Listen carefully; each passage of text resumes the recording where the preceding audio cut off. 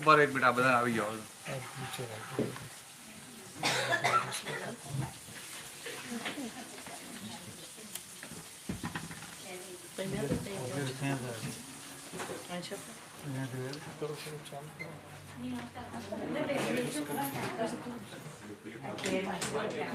પકડી આપો એવું પકડી શકો. ચાલો બોલો.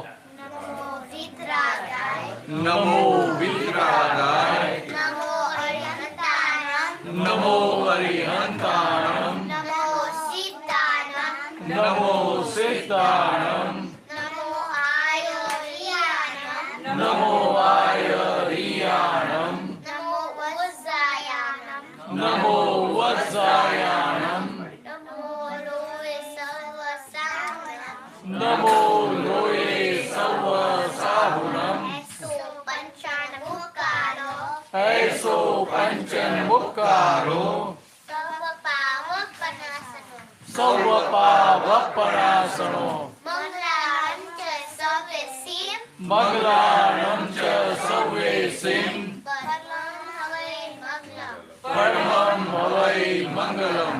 ઓમ નમો ભગવતે વાસુદેવાય ઓમ નમો ભગવતે વાસુદેવાય ઓમ નમઃ શિવાય ઓમ નમઃ શિવાય. જય સચ્ચિદાનંદ જય સચ્ચિદાનંદ.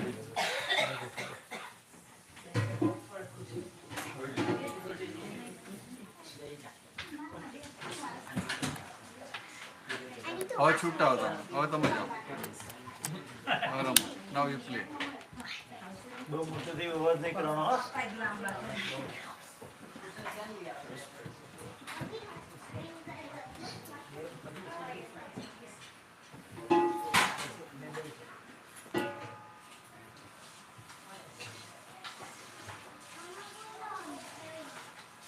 છોકરોને પહેલા બનતો બને છેલ્લે પેલું વારો સૌ બોલાય છે ને એટલે એમનું કામ પતે.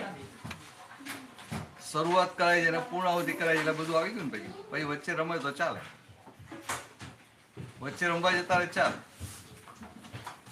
આપણે ઓફિસમાં સ્ટાર્ટિંગમાં એન્ડમાં થઈ જાય એટલે પતી ગયું. કાર્ડ ફંડ થઈ ગયું એટલે પતી ગયું.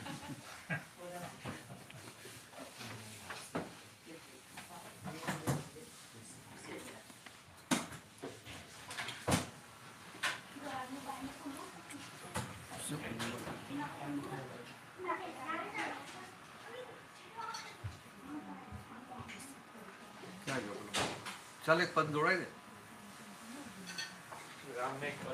હા રામ ચાલ. કયો ગાવાનું છે? સિમંદર હા હવે સ્ટાર્ટ કર. હા કર. અરિહંત અરિહંત અરિહંત જીનેશ્વરા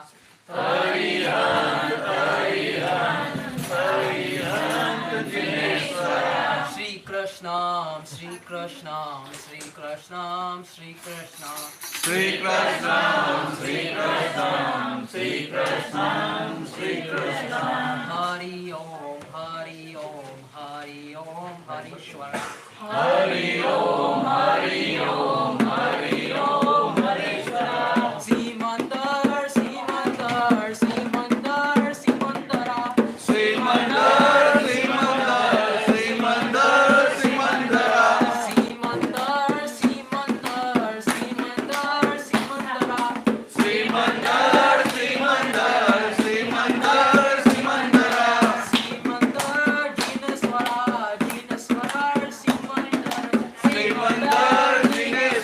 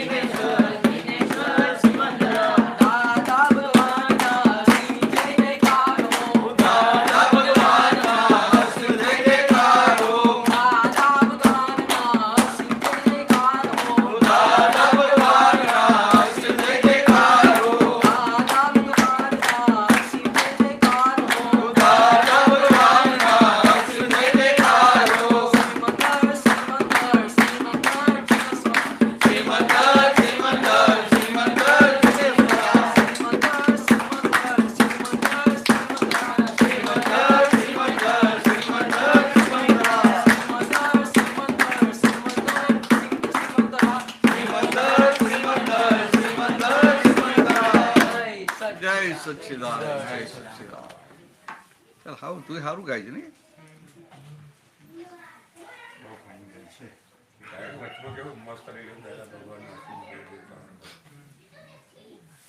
તો બધા ગાનાર તો છે ગાયક કલાકાર.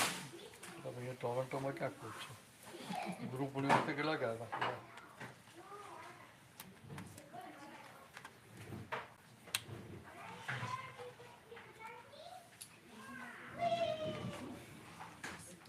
ચાલો ત્યારે તો થોડી વાતો કરીએ.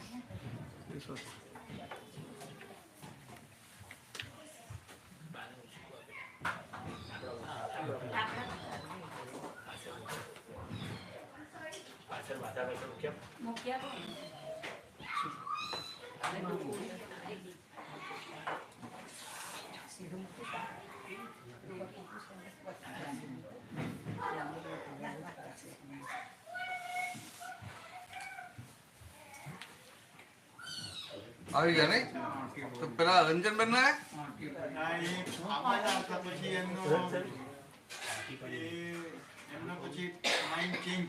ઓહો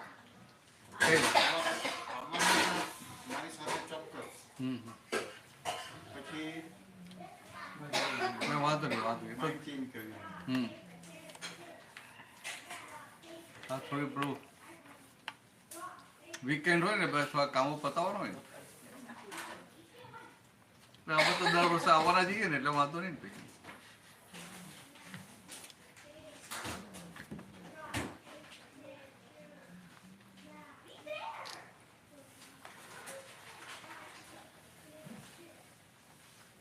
મરુભાઈ પૂછ્યો ત્યારે હવે આપણે ફ્રી છે 2 કલાક એટલે જે પૂછ્યું એ પૂછાય.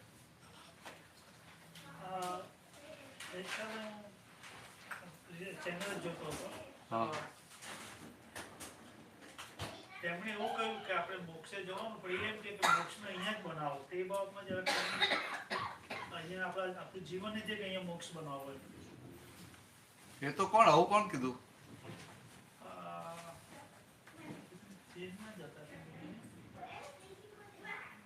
હરિહન ચેનલ પર જૈન કોઈ જૈન હતા, જૈન સાધુ હતા. એ તો બરાબર છે. એટલે કે અહીંયા આપણું જીવન જેવું બનાવો એવું કેમ? મુખ્ય વસ્તુ શું છે? એ જે કહે છે ને કે અહીંયા જ મોક્ષ બનાવો, પણ આ જે વિતરાગોની દ્રષ્ટિમાં જે મોક્ષ, દાદા ભગવાન જે મોક્ષ કે જે સંપૂર્ણ મુક્ત ભાવ, ઓલ રાઉન્ડ 360 ડિગ્રી જાગૃતિ હોય ત્યારે મોક્ષ કહેવાય. બધા જ ખૂણાની જાગૃતિ હોય એટલે કે સંપૂર્ણ મુક્ત ભાવ, અને દેહ સાથે મુક્ત ભાવ અને દેહ વગરનો મુક્ત ભાવ. દેહ સાથે મુક્ત ભાવ એ પહેલો મોક્ષ અને પેલો છેલ્લો મોક્ષ, આત્યંતિક મોક્ષ. જ્યારે આ જે વાત કરે ને કે અહીંયા મોક્ષ બનાવો એટલે શું કહેવા માંગે કે અહીંયા તમે આનંદથી રહો, આનંદથી રહો આમ. એટલે એનું શું હોય કે સંસારના દુઃખો હોય ને તો ગમે તેટલા દુઃખો હોય દુઃખ તરફ ના જુઓ, એવું કહેવા માંગે. જ્યારે આ આખી આપણી જે વાત છે ને, આપણે સંસારમાં રહી અને સંસારના દુઃખો અને સંસારના સુખો બંને આપણને સ્પર્શે નહીં. એટલે આખી વાત જ આખી જુદી છે. દાદાઓની જે વાત છે ને આખી વાત જ જુદી છે કે સંસારના ગમે એવા દુઃખો આવે ને એ પાણીમાં બેસી ના જાય, અને બહુ ભારે મોટા મોટા સુખો આવે તો છકી ના જાય, હવામાં ઉડે નહીં, એની નોર્માલિટી જાય નહીં. ખ્યાલ? નોર્માલિટી ના જાય.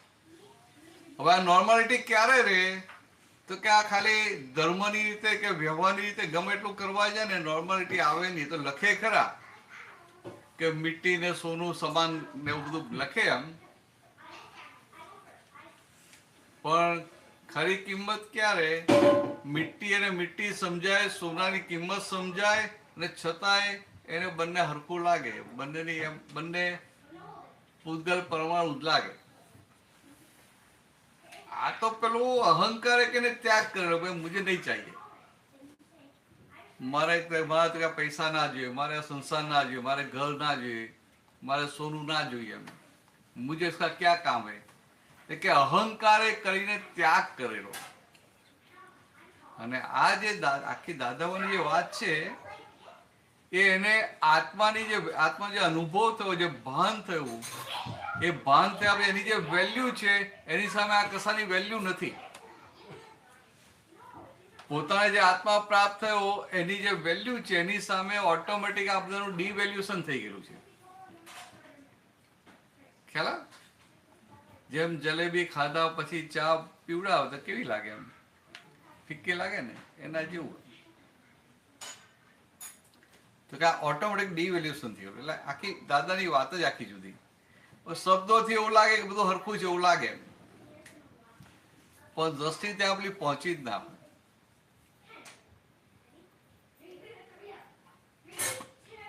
એટલે મેં પૂછ્યું કે કોની વાત લઈ એમ. તો હવે આજે ધર્મગુરુઓ જ્યારે કહે તો કન્ફ્યુઝ થઈ જાય ને આ લોકોને કહેવા. આમાં એવું છે કે ધર્મગુરુઓ કે એટલે બધા અમને ફોલો કે સાચું માને ને, બરાબર છે. અને પાછા એમની વાત કોઈ માને નહીં એટલે શું કરે, પેલું વજન ઉમેરે. ભગવાને કહ્યું છે, શાસ્ત્રોમાં કહેલું છે. કારણ કે એમનું વચન પર હોય નહીં, અનુભવની વાત હોય નહીં, એટલે પછી આ વજન મૂકવું પડે કે ભાઈ આ ભગવાને આવું કહ્યું છે, શાસ્ત્રોમાં આવું કહ્યું છે, કે આ ભગવાન વિતરાગ ભગવાન મહાવીર ભગવાને આવું કહ્યું છે, એમ કેવું પડે તો જ વજન આવે ને. પોતાનું વજન છે નહીં એટલે આવી રીતે બહારથી વજન પેપર વેટ મૂકવું પડે. સમજે ને? બહાર ના બોલાય આવું બધું, પણ આમ તો ખાલી સમજવા માટે કે આ વાંચેલી સાંભળેલી વાતો કરે ને એટલે વજન ક્યાંથી આવે? વાંચેલી સાંભળેલી વાતો કરીએ કે બુદ્ધિની વાતો કરીએ એટલે એમાં આપણું એ ફોર્સ જ ના હોય. સામાન્ય બુદ્ધિ એક્સેપ્ટ કરે પણ પાછા સંજોગ બદલાય એટલે પાછું બાજુ મૂકી દે. અને આવું જ હોય કે તમારી બુદ્ધિ ની સાથે મેચ થાય વાત હોય ને તો જ ફિટ થઈ જાય, તમને બહુ સારું લાગે. પાછું સંજોગ બદલાય ને થોડો ટાઈમ જાય ને તો પાછું પેલું થઈ જાય. તમારા સત્સંગમાં ક્યાં બેવાનું છે? હા, બહાર જાઓ.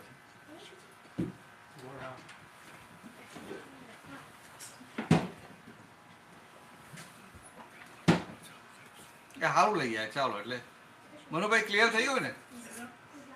એટલે આ તો આ દાદાની જે વાત છે ને આખી, આપણી આખી વાત ધર્મની વાત નથી,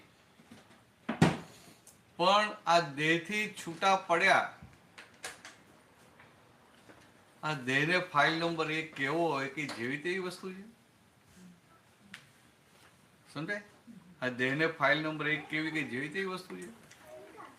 બધાને પેલું હોય કે મારો દેહ, મારું મારું મારું હોય કે ના હોય, દેહ ઉપર કેટલી મમતા હોય.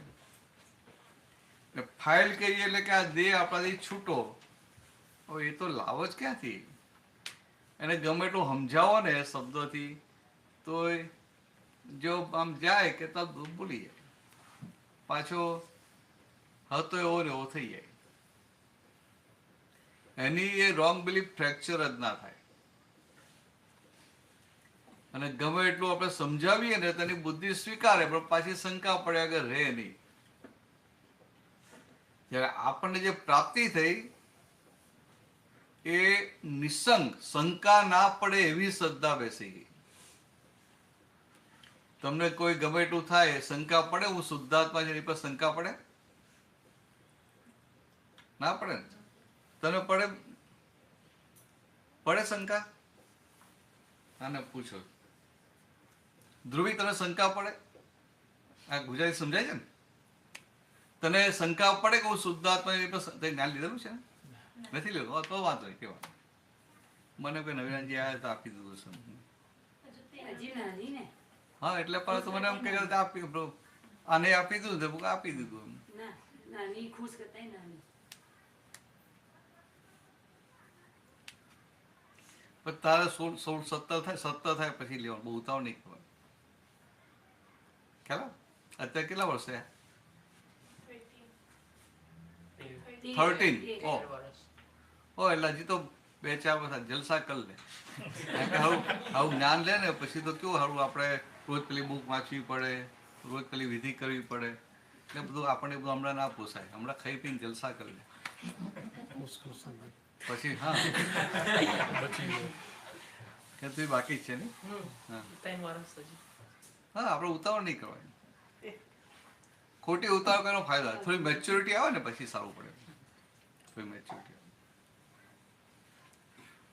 કારણ કે પછી આ જ્ઞાન લઈ લે ને પછી બધું કેટલું બધું કહે ભાઈ રોજ રાતે નિર્દેશન કરીને સુઈ જવાનું, 5 આજ્ઞામાં રહો, અને પછી કંઈક આ ત્રિમંત્રો બોલો ને આ કરો. ત્રિમંત્ર તો બોલતી હોય, બાકી આ ચરણ વિધિ વાંચો, સત્સંગમાં જવાનું, પાછું આ પ્રોગ્રામમાં જવાનું, ક્યાં બધું. એના કરતાં આપણે ખાઈ પીને આપણે જલસા કરી લે, પછી તો જેલમાં પૂરી જ જવાની છે.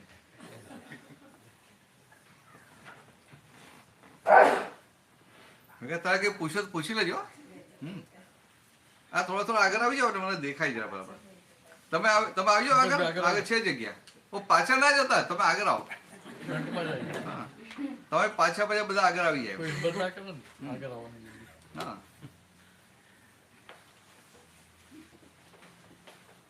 એટલે પાછળ કોઈ આવે ને એને પાછળ હોદે ને જગ્યા તો સીધી મળી જાય તો ખુશ થઈ જાય. કેટલા બધી જગ્યા છે.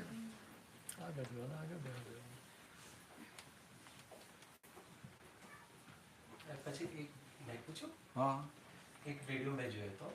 હવે એમને બધા બહુ સ્ક્રિપ્ચર એમને વાંચ્યા છે, એ જે સંત હતા તો એ કે એવું કહેતા કે ડૉક્ટર શિવજીના આ તો આમ જનરલ કોન્ટેક્સમાં તો શુદ્ધાત્મામાં રહેતો પાપ પુણ્યનું તો વાત જ નથી, પણ જનરલ કોન્ટેક્સમાં એવું કે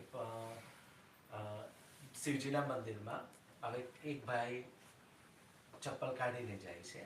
એને એવું ખબર છે કે મંદિરમાં બેસે તો ચપ્પલ સાથે તો પાપ લાગે, તો એ કે પાપ લાગે એટલે બહાર કાઢ્યું, એટલે એને વિનય લીધો.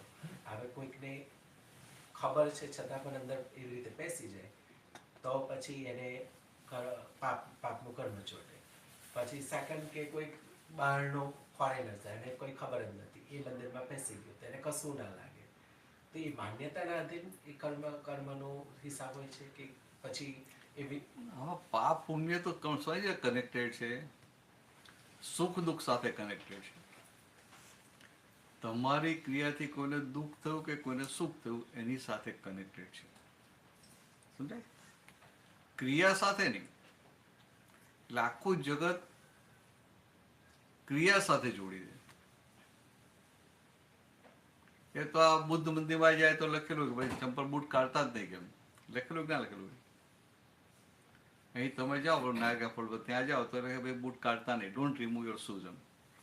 અને આપણે બધું શૂઝ વાંચી આપણે કંઈ રિમૂવ કરવાના છે એવું લાગે ને. હવે એ જ બુદ્ધ મંદિર ઇન્ડિયામાં હોય તો કાઢવાનું, બહાર લખ્યું રિમૂવ શૂઝ આઉટસાઇડ. ખ્યાલ? એટલે આ બધું કેવું છે કે આખો વ્યવહારનો ભાગ છે ને, અને વ્યવહાર બધે એક સરખો ના હોય. આ ક્રિશ્ચનના ચર્ચમાં જાતો બૂટ કાઢવાનું કે ખરા? મારે ત્યાં નાઇજીરિયામાં કે એનું કઈને એક સિટી છે, એ સ્ટેટ જ છે, બહુ ટેરિસ્ટનું બહુ એક્ટિવિટી ત્યાં, એટલે કોઈ જાય નહીં ત્યાં. આપણે ઇન્ડિયન કોઈ હોય જ નહીં ત્યાં. તો મારે સત્સંગ માટે જવાનું હતું. એ 60-70 જણ ભેગા થયેલા, બધા નાઇજીરિયન, કેટલાક મુસ્લિમ હોય, કેટલાક ક્રિશ્ચિયન હોય. એટલે મારો સત્સંગ રાખેલો એટલે બધાને પેલા બૂટ ચંપલ બહાર કરાવીએ ને, બધા બૂટ ચંપલ સેન્ડલ બહાર કાઢીને આવ્યા. એ સત્સંગ ચાલુ કર્યો ને પછી પેલા જે પ્રિસ્ટ જેવા હતા ને એને કીધું કે ભાઈ તમે બધા જે પ્રશ્નો કરવા હોય તો કરો. એટલે એક ચાઇલ્ડ સ્પેશિયાલિસ્ટ ડૉક્ટર હતા, લેડી ડૉક્ટર હતી. મને કે આઈ હેવ વન ક્વેશ્ચન. હા ભાઈ 4 સાલ સરસ પૂછો ત્યારે.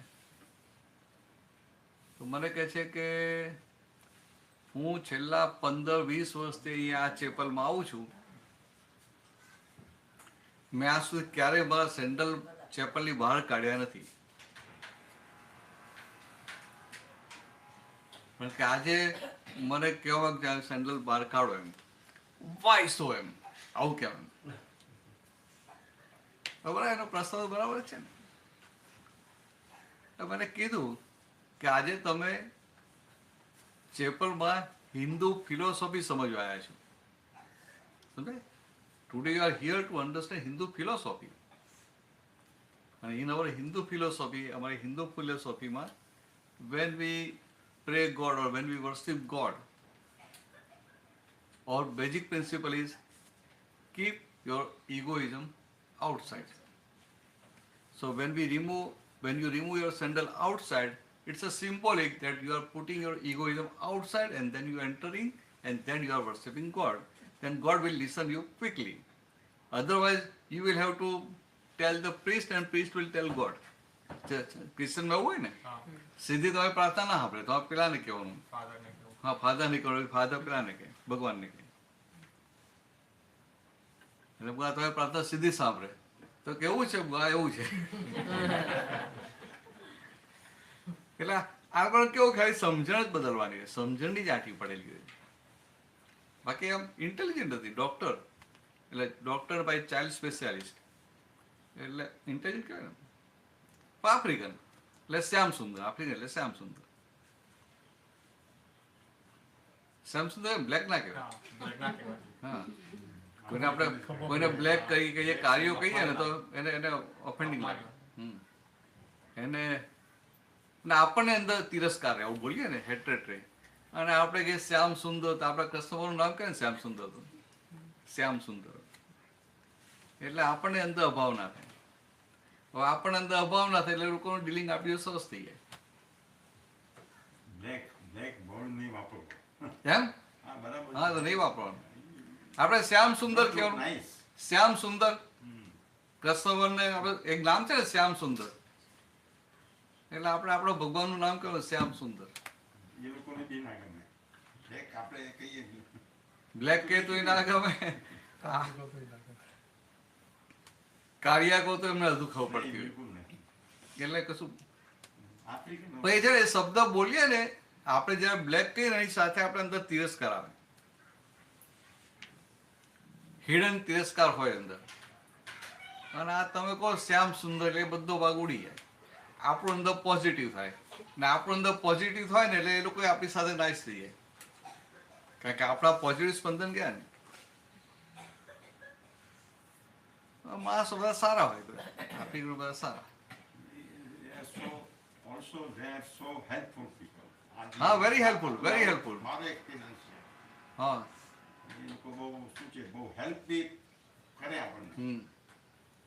તમે હારા એટલે તમને કરી દીધી. ખરેખર હેલ્પ બહુ સીધા હોય.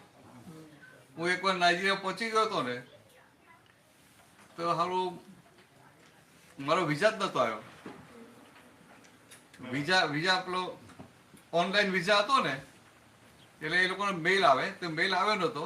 અને મને એમ કે ઓનલાઈન તો થઈ ગયો, હું તો પહોંચી ગયો ત્યાં. તો એરપોર્ટ ઉપર મને બોમ્બે એરપોર્ટ પર પૂછ્યું તમારો વિઝા ક્યાં છે, એટલે મેં પેલો ઓનલાઈનનો કાગળ બધા કે ઓનલાઈન છે. તો પેલી છોકરીને ખબર ના પડી, એટલે એના બોસને પૂછવા ગઈ કે આ પેપર છે ઓનલાઈનનો. હા કે જવા દે કે. હું તો પહોંચી ગયો નાઇજીરિયા. હવે ત્યાં જઈને મેં કે તમારો વિચાર નથી કે, તો શું કહેવાનું? હવે વિઝા ના હોય એટલે તમને એન્ટ્રી ના આપે. હવે માણસ એટલા ફાઇન ને સરસ, શાંતિથી વાત કરી જતો રહ્યો. પાછો અંદર ગયો તો બધું થઈ ગયું, બધું અંદર ગયો પાછું. ત્યાં આગળ કરફ્યુ હતો એ દિવસે, એટલે મને જે લેવા આવવાનો હતો ને એ ભાઈથી લેવા પણ ના આવે. તો પાછો એને જ પકડ્યો. ભાઈ I don't know anybody else, I know only you are my friend, now you have to help me. How I can go home? You have to stay here for the whole night. મેં કહું અહીંયા બેસવાની ખુરશી નથી, benches નથી, તો હું બેસે કેમ નહીં નાઇટ કાઢી સામે. And I am hungry, I am vegetarian. So you go kill me. તારી ભાષામાં પિજન ઇંગ્લિશમાં બોલે, you go kill me. You go kill me hungry. No, don't worry. I am there. I am your friend. I will manage. પછી આવ્યો થયો પછી મારી અડધો કલાક ડ્યુટી પૂરી થાય છે એટલે હું તમને ઘરે મૂકી જઈશ. તો મૂકીએ ગયો. ને પાછા પેલા ભાઈ એને પૈસા તો પૈસા લે નહીં. એટલે આટલા બધા સીધા માણસો છે, સમજે? એટલે પણ કેવું છે કે આપણને અંદર તિરસ્કાર ના હોવો જોઈએ.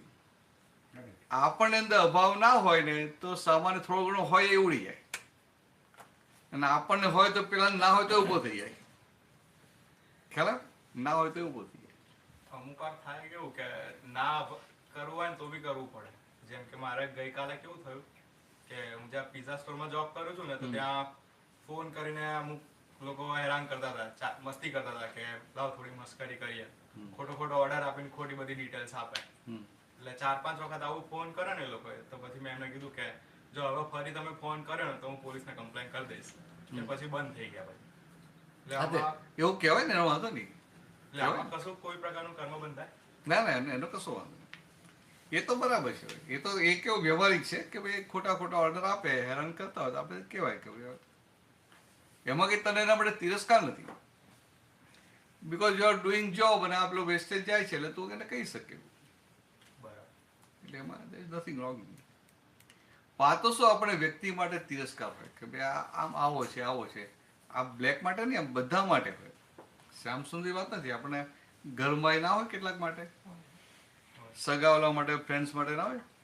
અમુક વ્યક્તિ માટે એવો પ્રિજ્યુડાઇસ હોય ને કે પેલો ભેગો થાય ને આપણો અંદર બગડી જાય. એટલે ખાલી ભેગા થાય આપણો અંદર બગડી જાય. હવે આ દુનિયામાં કોઈ પણ વ્યક્તિ કાયમ માટે ખરાબ હોય, પણ એને આપણી સાથે કોઈક વાર ખરાબ વ્યવહાર કર્યો એટલે આપણને આખી લાઈફ એના માટે એક પ્રિજ્યુડાઇસ છે કે આવો છે. પેલી વ્યક્તિ તો પછી બદલાઈ જાય. પછી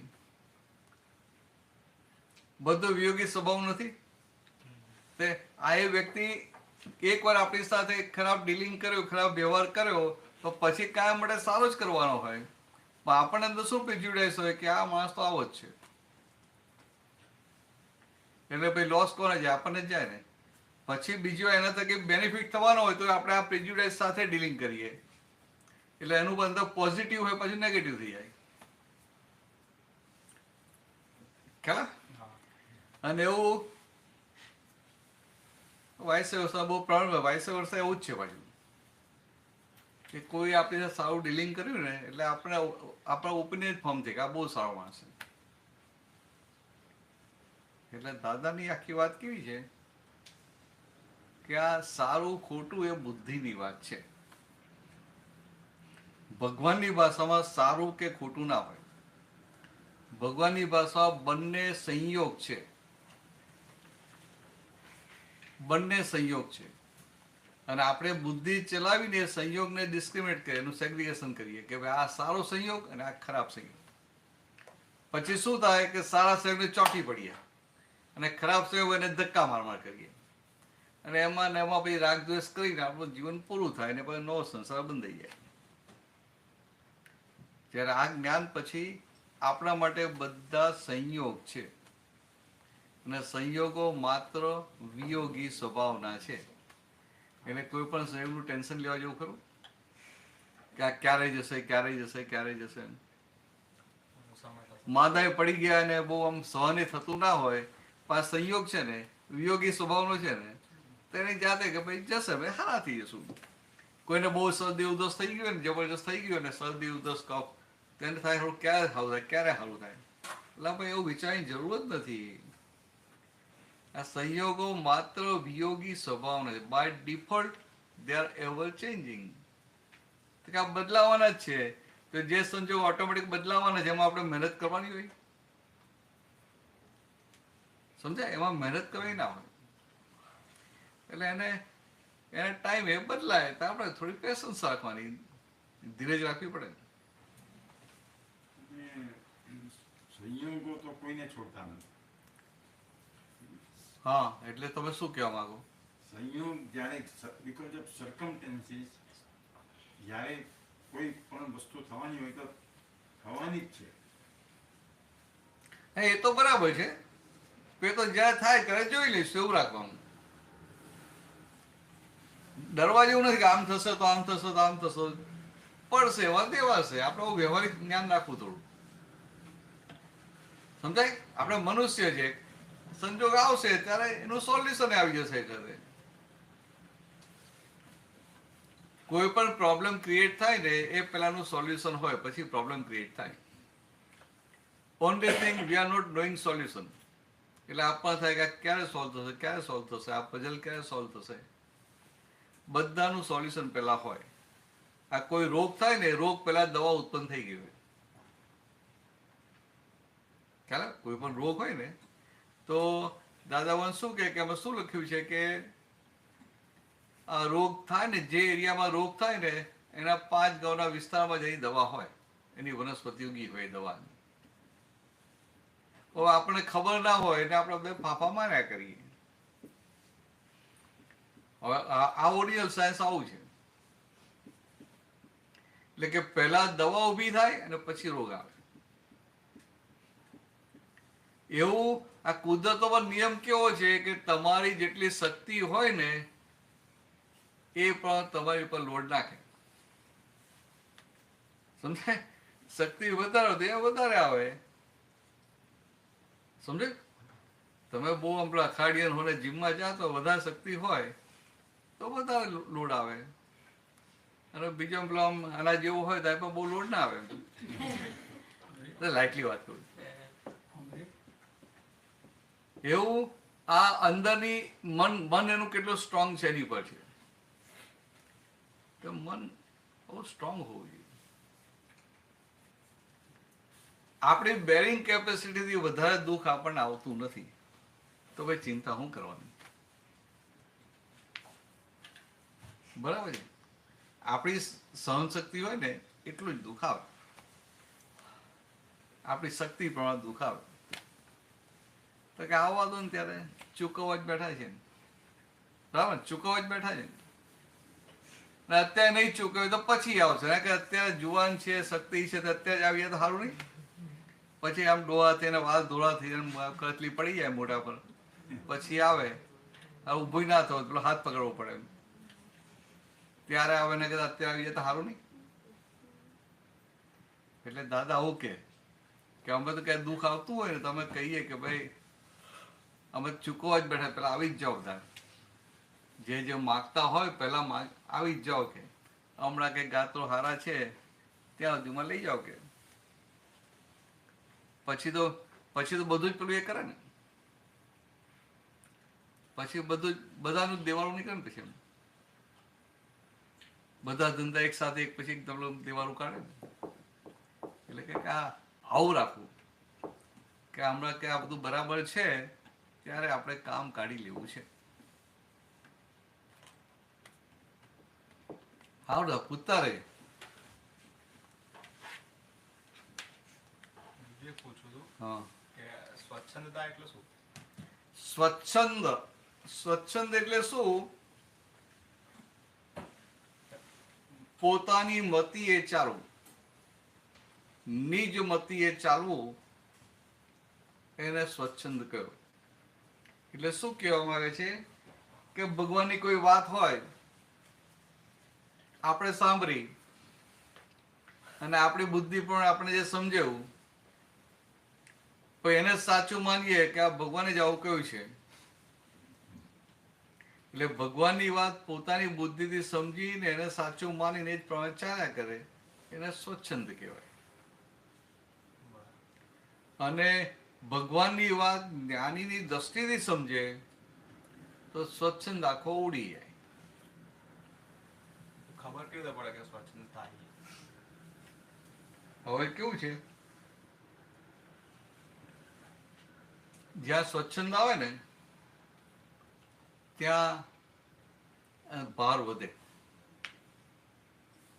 સ્વચ્છંદ આવે ને ત્યાં અહંકારનો કેપ ધીરે ધીરે વધતો જાય.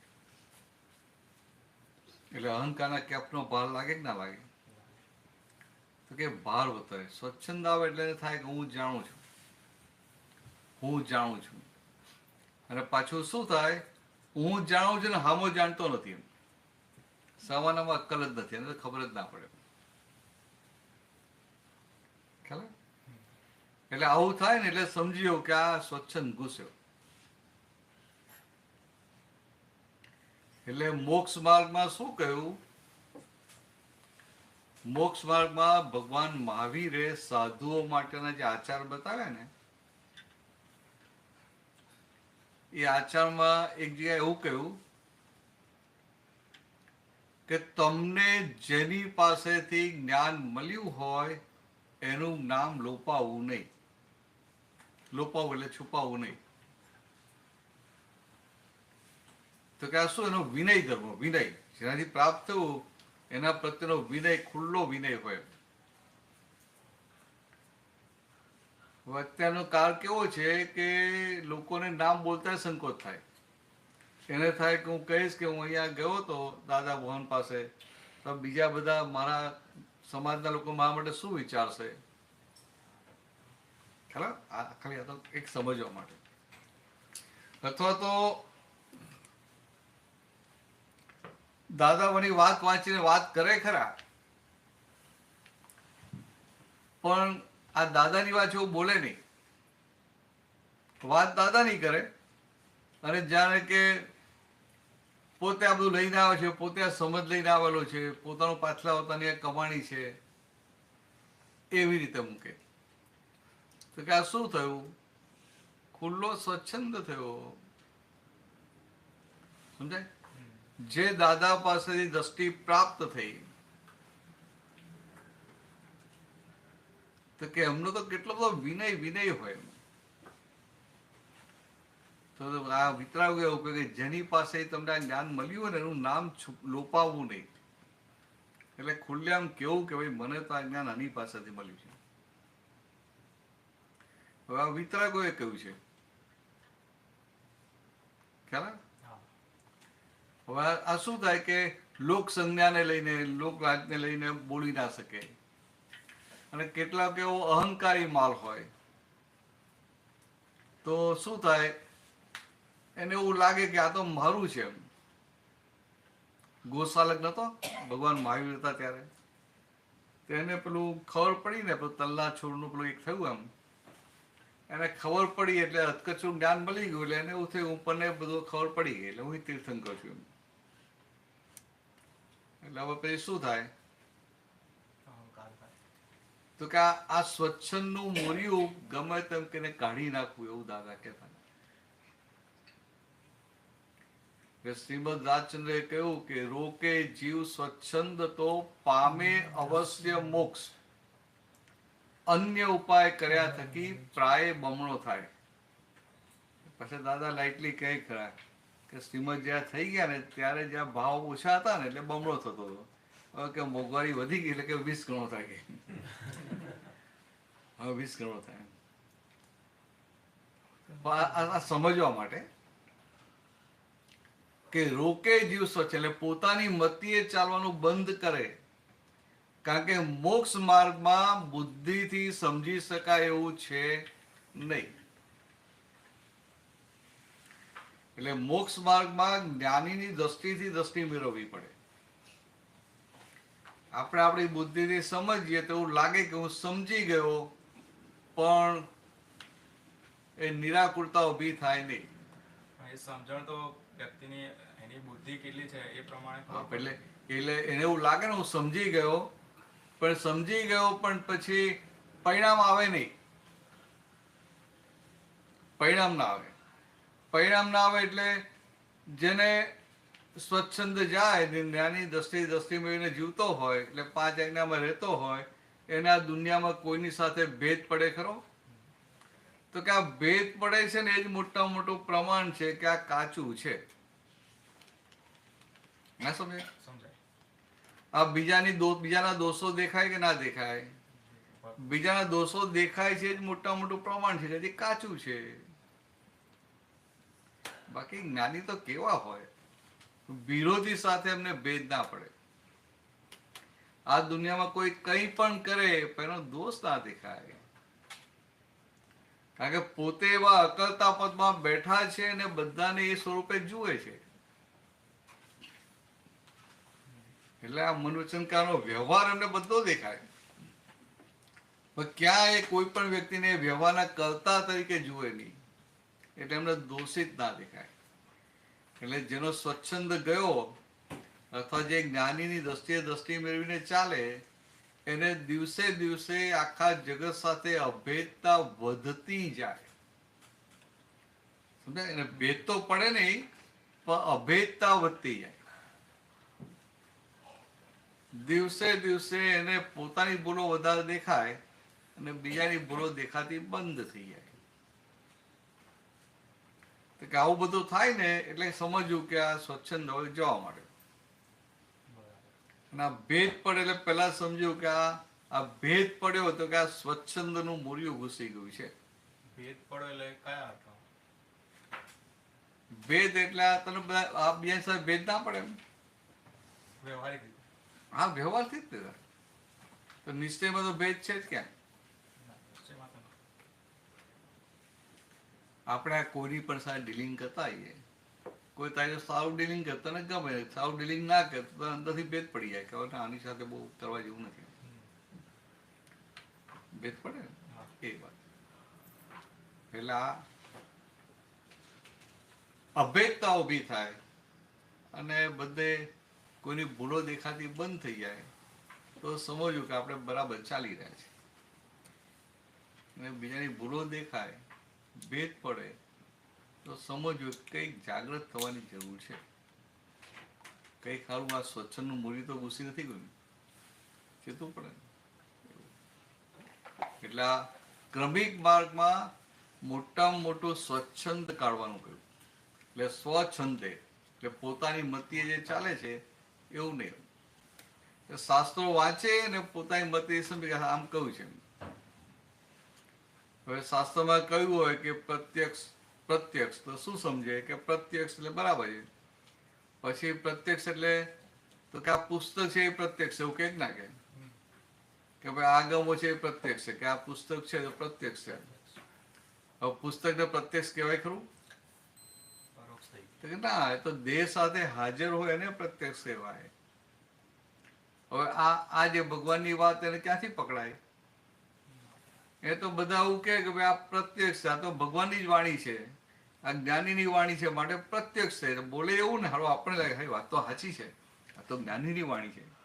જ્ઞાનીની વાણી તો છેકો ના મરાય. તો કે આ જ્ઞાનીની વાણી તો પ્રત્યક્ષ જ કહેવાય ને.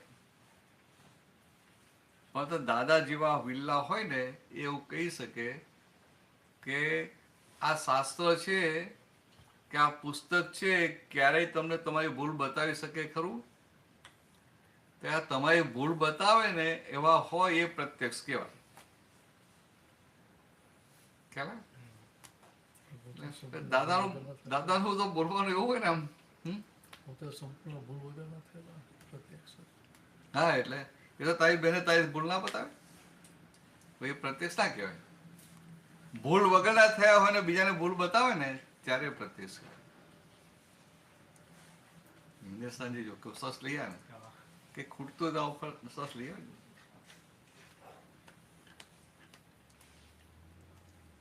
ભૂલ વગરના થયા હોય એટલે કે આમ બીજાને નુકસાન કરે એવી ભૂલો રહી ના હોય.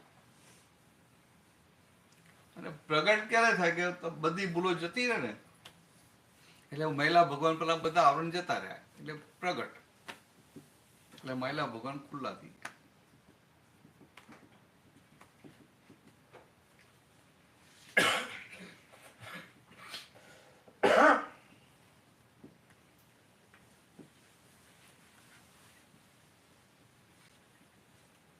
આપણે આજે વચ્ચે બ્રેક કરવાનું એવું છે ને આજનું? 4 થી 6 આઈ થિંક. 6 વાગે છે ને? એ તો 12 છે, એ તો બહુ વાંચવાનું ક્લેમ. તો બ્રેક પછી બધા રહેશે કે જતા રહેવાનું? બધા રહેવાનું ને. હા, અડધા જતા રહેશે. ભાગવાનું નહીં, બગાડવાનું હમ કઈ નહીં. મને નહીં ખબર. લેવાનું બંધ રાખશો.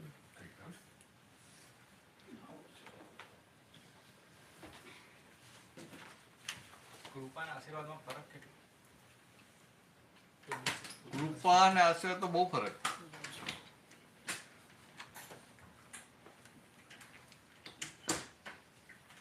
આશીર્વાદ તો કોઈ પણ વડીલ હોય આશીર્વાદ આપે કે ના આપે?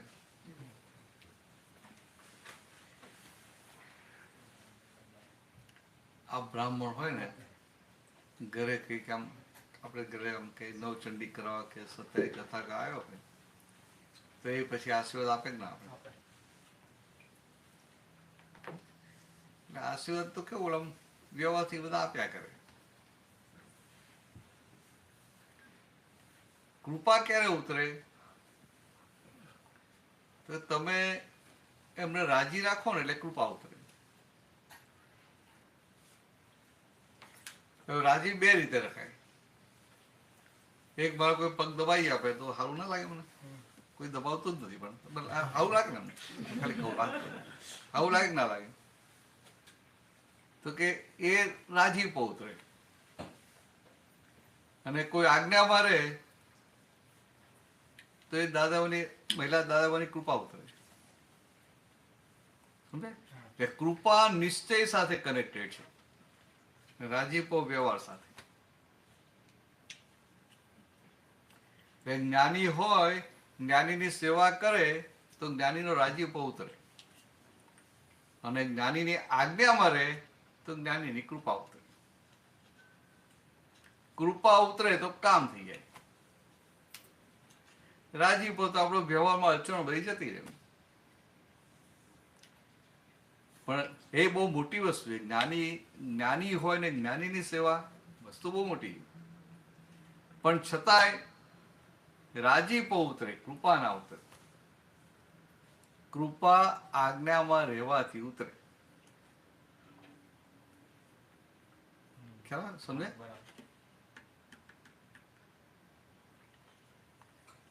અહીંયા તમારું બહુ ધ્યાન રાખે ને તો એ રાજીપો ઉતરી જાય. સમજે? એક સોફ્ટ કોર્નર રહ્યા કરે, સેવા કરે ને આપણે સોફ્ટ કોર્નર ના રહે, એ બધું રહે. આપણે જે માગીએ છે કે જ્ઞાની ભાઈ કે આપની કૃપા ઉતારજો, તો એવી રીતે ઉતરે ખરા? એ તો એક વ્યવહાર છે ને આપણો, ને એ રીતે આપણો લઘુભાવ ખુલ્લો થાય છે ને. આપણે એમની વાત માગીએ એટલે આપણો લઘુભાવ ખુલ્લો થાય, એટલે અહંકાર ધોવાતો જાય. ડિસ્ચાર્જ અહંકાર ધોવાતો જાય. ખ્યાલ? એટલે તો આ બધા ધર્મો શીખવાડે જ ને, ભાઈ રાજી રહેજો, કૃપા રાખજો, તમારા આશીર્વાદ રાખજો ભાઈ, કેમ ને બધું બોલે. પણ જ્યાં આગો જાય એટલે ભાઈ કશું હોય ખરું? આમ નીચે નવીન પગે લાગે, એમ પગના અડીને પગે લાગે, સર બહાર ગયો પછી કશું નહીં, પછી સર દૂર ગયો એટલે કશું નહીં.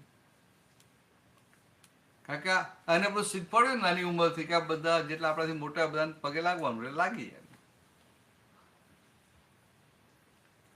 એટલે એ બધું વ્યવહારથી કરે. કૃપા એવી વસ્તુ છે, રાજીપો છે ને કેવું પડે કે ભાઈ રાજી રહેજો. ને કૃપા એવી વસ્તુ છે કે આજ્ઞામાં રહે એટલે વગર માગે ઉતર્યા કરે. માગવીએ ના આપણે. ખ્યાલ? તમે દાદા ભવાની 5 આજ્ઞામાં રહો ને એટલે કૃપા ઉતર્યા જ કરે, કશું કરવું ના પડે. અને જેટલું આજ્ઞામાં રહીએ એટલી આપણી આ ભગવાન જેવી દશા ખુલ્લી થતી જાય. અને 100% આજ્ઞામાં રહીએ તો ભગવાન જ ખુલ્લા થઈ જાય. આશીર્વાદ આપજો કે હા આજ્ઞામાં રહેવાય. હા બરાબર, હવે બરાબર આશીર્વાદ આપજો કે પેલા પૂછી લીધું કૃપાના આશીર્વાદમાં શું છે, એ જરૂર છે નહીં છે. પણ એવું કહીએ કે કૃપા ઉતારજો તો એવું બોલીએ તો પછી આજ્ઞામાં પડાવવા માંડે એવું ના બને. એવું ને, એ તો એટલે શું સિદ્ધાંત સમજવાનો કે હું ગમે એટલું માગ કરું, ગમે એટલા વિનયથી માગ કરું તો રાજીપો ઉતરે. વિનય ધર્મ જેના માટે છે ને, વિનય શેના માટે છે કે આ નાનો હોય એ મોટાનો વિનય કરે, અને નાનો હોય મોટાનો વિનય કરે એટલે ઓટોમેટિક મોટાને પછી એના માટે સોફ્ટ કોર્નર રહે કે ના રહે, એના માટે આશીર્વાદ રહે કે ના રહે. આ લગ્ન કરે બધાને પગે નથી લાગતા? તે કેવી રીતે લાગે? એમ લાગે ને ભાઈ રાહ જોઈએ પેલો ખિસ્સામાં પેકેટ શું કેટલા આપે છે અમને એટલે આપણો વ્યવહાર હોય ને એટલે આમ કે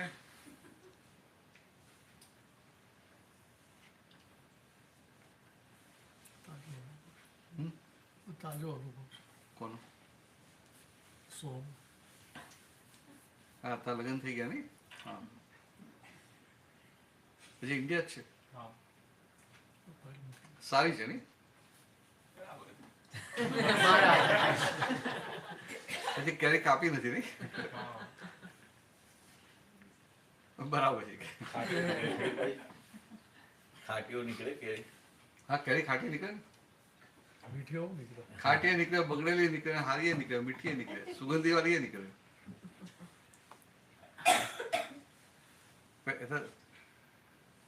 બરાબર છે ને આપણે કે હારી જ છે એવું જ કેવું પડે બહુ સારી છે સરસ છે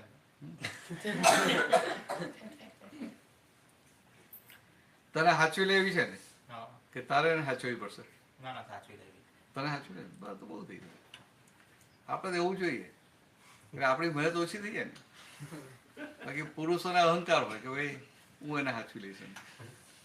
એટલે કહેતા કે આપણે હાચવી લેવી લઈ જઈએ તો માથા ઉઠી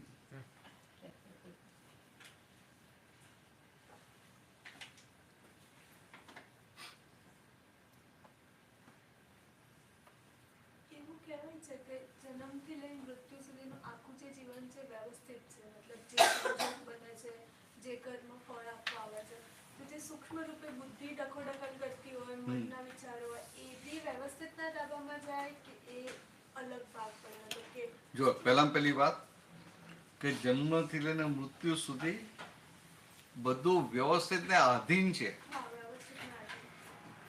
પણ વ્યવસ્થિતમાં શું બહાર આવશે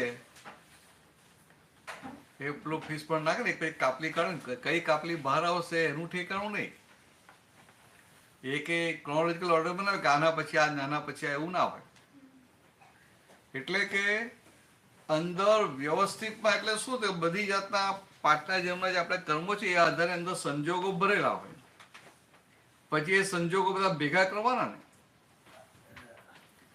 અમે આટલા દિવસ અહીંયા આવ્યા છીએ તો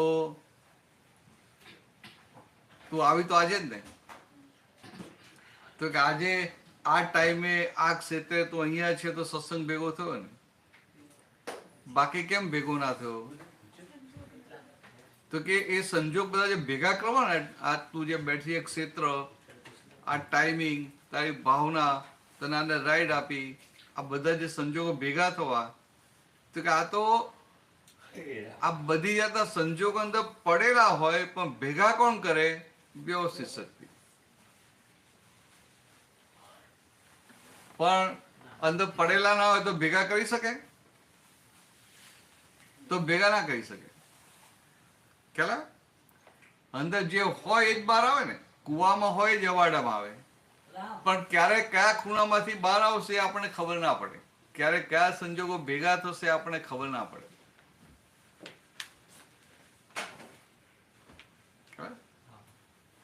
એટલે વ્યવસ્થિત ને આધીન છે તો પેલું આપણે કહીએ ને કે વ્યવસ્થિત પાસે જ આવશે તો ભાઈ શું થાય કે આપણે ત્યાં ઠંડા પડી જઈએ કે વ્યવસ્થિત જ આવવાનું છે ને તો ત્યાં સત્સંગમાં તો થાય કે હવે તો આપણે નક્કી કર્યું વ્યવસ્થિતમાં સંજોગ હશે ભેગો થશે તો શું થાય પેલો ભેગો થતો એ દૂર જતો રહે કારણ કે હશે તો થશે એટલે હજી તારું પોતાની સિગ્નેચર નથી ને તારા તરફથી જે સ્ટ્રોંગ એવિડન્સ અંદર આવવો જોઈએ ને એ ના આવે એટલે તને એવું લાગે આમ સંજોગો છે પણ ભેગા ના થાય 50-50 જેવું હોય ને જેવું 49 થાય એટલે ભેગું જ ના થાય તાજુ પેલી બાજુ બી જાય એટલે આ દાદાની આ વાત બહુ મોટી હતી કે પોતાનું નક્કી પણ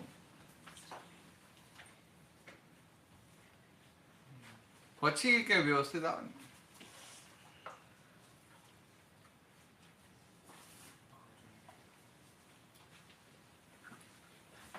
એ વસ્તુને ઘણા લોકો બહુ મિસઇન્ટરપ્રિટ કરે છે. હા બધા ઘણા એમ કે છે કે ચાલવા દેવાનું થશે પ્રયત્ન એ તો છે ને કંઈક આપણને આમ પેલું ભય પમાડે કે પેલો એવું હોય ને એવા સંજોગ ત્યારે કહેવાનું કે ભાઈ વ્યવસ્થિતમાં હશે, આવશે, આવો તો પડશે, એવા દેવાશે. પ્રયત્ન નહીં કરવાનું એવું નથી કીધું. એવું નહીં, આજે અંદર ભય પમાડે ને કે આવું થશે શું કરશું, આમ થશે શું કરશું, ત્યારે એડવાન્સમાં વાપરવાનું કે ભાઈ વ્યવસ્થિતની બહાર તો આવવાનું નથી ને.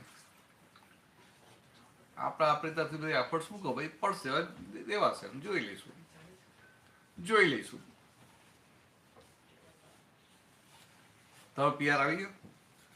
ના ના હજી તો હમણાં જઈને સ્ટુડન્ટ પર જ છું. એટલે કેટલા 1 વર્ષ થઈ ગયું? ના 6 મહિના. 6 મહિના થયા ને? હવે તને ખબર પડે કે આપણા નિયમો બદલાયા છે, હવે પીઆર થાય ખબર ના થાય, પાછું ઇન્ડિયા જવું પડે, એવું બધું આવે એમ એવા સંજોગો. તને મનમાં બધા વિચાર આવે કે ના આવે? હા ઘણીવાર આવે, પછી યાદ આવી જાય. એટલે જ્યારે નેગેટિવ વિચાર આવતા હોય ને ત્યારે તારે ના કેવું પડે, ત્યારે મેં કહે કેવું પડે કે ભાઈ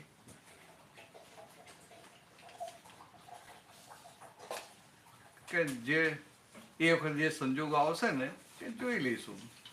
વ્યવસ્થિતની બહાર તો આવવાનું નથી ને, કે અત્યારે તો આપણે રીતે સ્ટડી કરવાનું કે એટલે આવી રીતે વાત કરવી પડે. ખ્યાલ?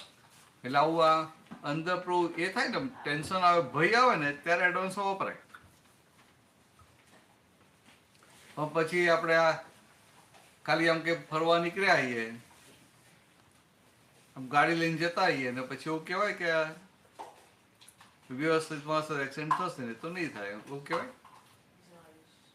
ત્યાં તો એવું જ રાખવું પડે કે ગાડીમાં બરાબર પરફેક્ટ ચલાવી છે, એક્સિડન્ટ કરવો જ નથી. સામો એક્સિડન્ટ કરે તો મારે કરવો નથી. મેં તો પછી હું કહું વ્યવસ્થિતમાં છે હશે એ આવશે તો પછી હું આંખ બંધ કરીને ચલાવું. સમજે? આંખ બંધ કરીને ચલાવી તો ત્યાં જેમ આંખ બંધ કરીને ચલાવતા નથી એવું આ વ્યવસ્થિત એડવાન્સમાં ના કહેવાય. પણ આમ જવાનું હોય, આ ફ્લાઇટમાંથી ઇન્ડિયા જવાનું હોય અને આ ટેન્શન બહુ વધી ગયું હોય ને અંદર મનમાં વિચાર આવે કે સારું આ આપણી ફ્લાઇટમાં બોમ્બ તો નહીં મૂકે ને, ઉડાડી તો નહીં મૂકે ને, તો પછી આપણે કહેવું પડે કે ભાઈ વ્યવસ્થિતમાં હશે તો બોમ્બ મૂકશે ને કે, અને વ્યવસ્થિતમાં હશે તો તું ગમે એટલું કરશે, ગમે તે કરશે તો બદલાવવાનું છે. ત્યારે એવું કહેવાય. સમજે? જયારે આપણે અંદર ઉપાધિ કરાવે ને, ભય પમાડે, આમ ટેન્શન કરાવે, ત્યારે બધું ત્યારે કહેવાય. બાકી નહીં.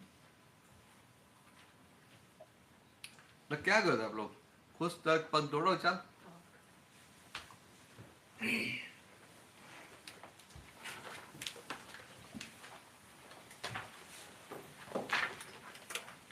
Page 22.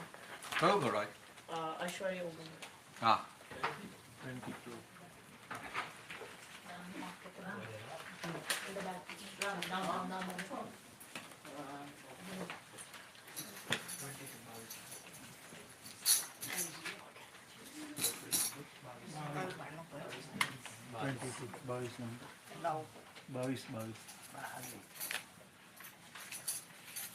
ઐશ્વર્ય ઉભરે વાળું પદ છે.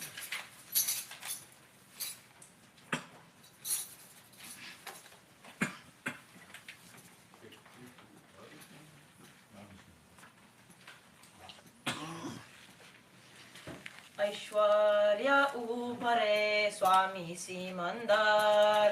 ઐશ્વર્ય ઉભરે સ્વામી Simandhar. Karunya Nitare Naina Nirantar. કારુણ્ય નીતરે Naina નિરંતર. Sango Pange Uge Ojas Nirmal Samandar. સાંગો પાંગે ઉગે ઓજસ નિર્મલ સમંદર. Vandana Vandana Simandala Pyara Dinanam Pyara. વંદન વંદન સિમંદર પ્યારા દિનાણમ પ્યારા. Aishwarya Ubhare Swami Simandar. ઐશ્વર્ય ઉભરે સ્વામી સિમંદર. Omkar Hari Samujo. મારી સામું જુઓ. Ubo Seva Kare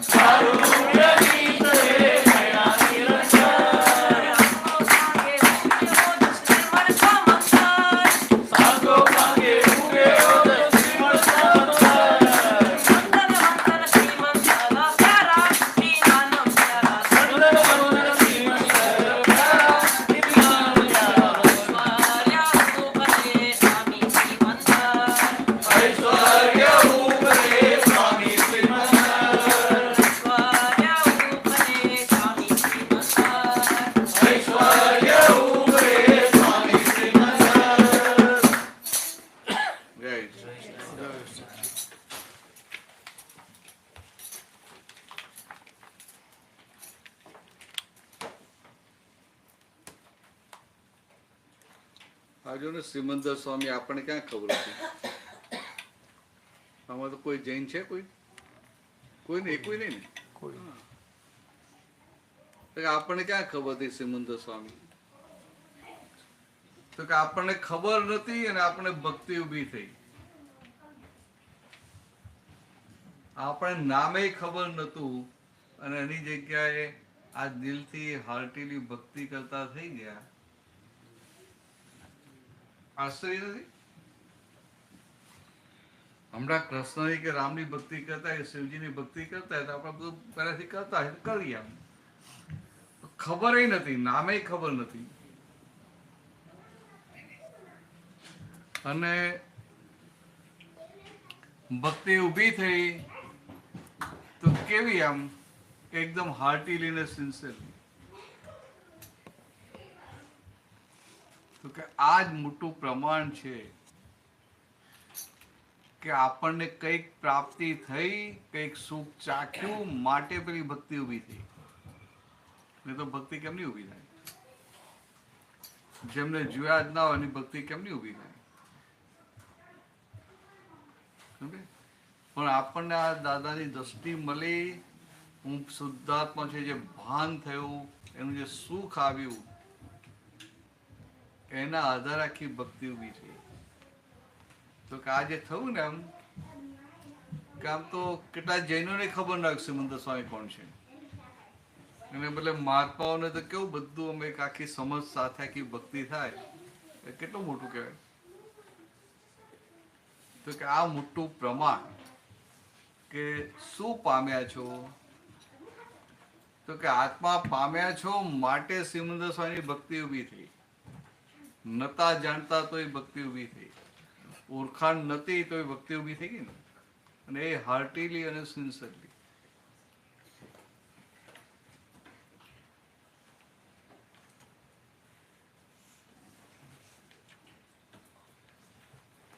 પૂછજો ચાલો. રિસ્પોન્સિબિલિટી એટલે અહંકાર, એ વાત સાચી. શું રિસ્પોન્સિબિલિટી એટલે અહંકાર કહેવાય કે એની કોઈ લિમિટ છે ને? ક્યાં સુધી પહોંચે? રિસ્પોન્સિબિલિટી એટલે શું છે? આખું એક વ્યવહારનો ભાગ છે ને, વ્યવહાર. તો આ વ્યવહારનો જે રિલેટિવનો જે પાર્ટ છે, વ્યવહાર, એ વ્યવહાર કેવો છે? એકબીજા સાથે કનેક્ટેડ છે. એકબીજા સાથે કનેક્ટેડ છે. એટલે ફાધર મધર હોય એમની છોકરાઓ પ્રત્યે રિસ્પોન્સિબિલિટી હોય, અને છોકરાઓ હોય એની ફાધર મધર પ્રત્યે હોય કે ના હોય. કનેક્ટેડ છે એટલે અરસપરસ. એટલે એક આમ જવાબદારી ખરી, કેવી? વન વે નહીં, સામસામી. પતિ પત્ની હોય તો પતિની પત્ની પ્રત્યે જવાબદારી અને પત્નીની પતિ પ્રત્યે જવાબદારી. તો કે આ બંને પોતપોતાની રિસ્પોન્સિબિલિટી નિભાવે એટલે ગાડું આરામથી ગબડ્યા કરે, વ્યવહારનો ઉકેલ આવે. પણ શું થાય કે આ રિસ્પોન્સિબિલિટી છે. હવે કેટલાક વ્યક્તિઓને શું થાય કે રિજિડ થઈ જાય. રિસ્પોન્સિબિલિટીમાં જે ફ્લેક્સિબિલિટી રહેવી જોઈએ એ ભાગ ના આવે. એટલે એને શું થાય કે ભાઈ આ મારી જવાબદારી છે, કે પછી બીજું કશું જ જોઈએ નહીં, પકડી રાખે. દાખલા તરીકે એના સગા હોય કોઈ, તો આપણા થોડા દૂરના કે નજીકના સગા હોય, તો સગા હોય તો આપણી રિસ્પોન્સિબિલિટી ખરી કે નહીં? ખરી ને? કે આપણા ભાઈ બહેન છે કે કાકા મામા છે, તો ત્યાં રિસ્પોન્સિબિલિટી ખરી કે નહીં? તો ખરી. એ બધું વન વે હોય કે ટુ વે હોય?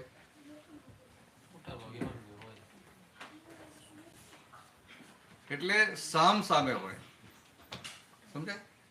હવે કે કેટલાક કેવા હોય કે પેલા ભાઈ હોય, વડીલ હોય ઘરમાં, અને બીજા એમના બીજા ભાઈ કે સગા કે પિતરી કોઈ હોય, એને કશી પડી જ ના હોય તો આ શું કરે?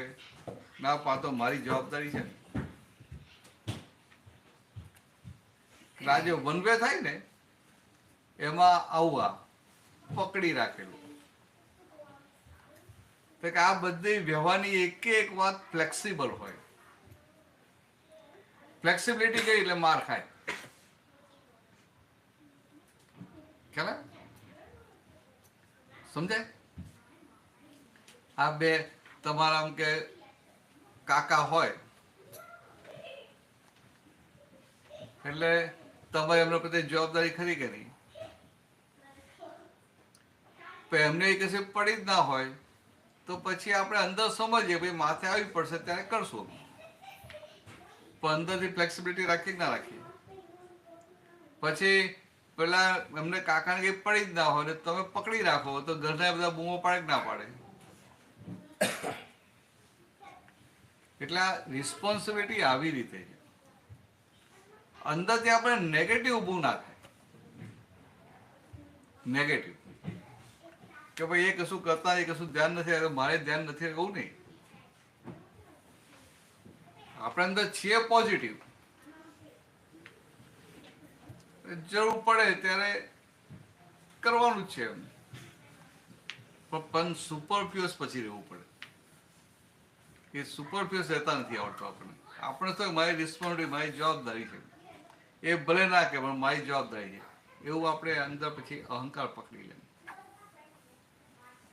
એટલે રિચિડ થઈ જાય. જેવો રિચિડ થાય એટલે ઘરના બીજા બધાનો પછી રેડ સિગ્નલ આવી જાય. સમજે? રેડ સિગ્નલ આવી જાય. આ જવું પડે. બાકી રિસ્પોન્સિબિલિટી અત્યારે નિભાવતા જ ક્યાં આવડે? છોકરાઓ પ્રત્યેની રિસ્પોન્સિબિલિટી ખરી કે નહીં?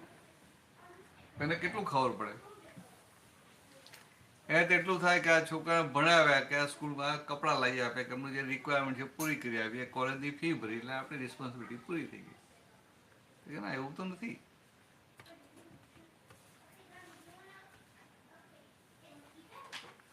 પછી છોકરાઓને શું થાય કે હવે અમારા છોકરાઓ જેમનું અમારે કરવાનું, મા બાપે અમારું કરે, અમારા છોકરાઓનું કરવાનું. પછી અમારે મા બાપની રિસ્પોન્સિબિલિટી ભાગ ઉડી જાય. સમજે? એ ઉડી જાય ભાગ. એ ભાગ ઉડવો ના જોઈએ. એટલે સામ સામે જે કીધું ને એ રીતે છે. સામ સામે તમે વડીલોનો વિનય કહો ને એ આશીર્વાદ આપે. સામ સામે થયું ના થયું? વિનય જ ના કરો તો આશીર્વાદ ક્યાંથી મળે? એ સામ સામે થયું ના થયું?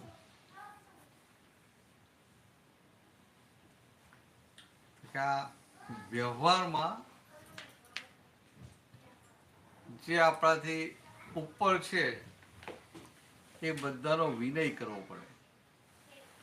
ના, જેનો વિનય કરવો ને એની જે ક્વોલિટી છે આપણામાં ઉત્પન્ન થવા માંડે. પેલી ક્વોલિટી ડેવલપ કરવી પડે, કલ્ટિવેટ કરવી પડે. અને આ ખાલી વિનય કરો ને એટલે ઉભી. દાદા ભગવાને બધા શોર્ટકટ બતાવ્યા. ખાલી અક્રમ વિજ્ઞાન નથી આપ્યું, બીજા બધા કેટલા બધા શોર્ટકટ આપી દીધા. આ જો 9 કલમો કેટલો મોટો શોર્ટકટ છે કે ભાઈ આ 9 કલમ તમે ભાવના કરજો. હવે આ સિન્સિયરલી ભાવના કરતા હોઈએ એટલે વ્યવહારમાં 9 કલમથી વિરુદ્ધનું કંઈ પણ આવ્યું તો તરત અંદર જાગૃતિ ફરી વળે ના ફરી વળે કે હારું આપણે ભાવના તો આ કરીએ છીએ કે અહંકાર દુભાવવો નથી, નહીં તો અહંકાર દુભાઈ જાય છે, તરત દેખાય. તો કે આ તમે સિન્સિયરલી કરો, 3 વાર વાંચતા હોય એટલે તરત કંઈક આવું અહંકાર દુભાય તરત દેખાય. કોઈ ધર્મ માટે સાધુ સાધુ કંઈ બોલાય એટલે તરત તમને દેખાય. પણ ભાવના કરતા જ ના હોય તો દેખાય ખરું? જલ્દી વાર લાગે.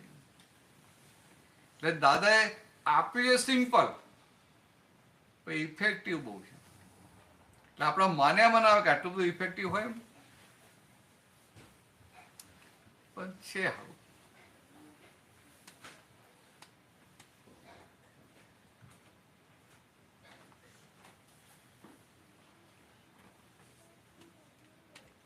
પૂછજો તમે તો બધા પૂછજો ભાઈ.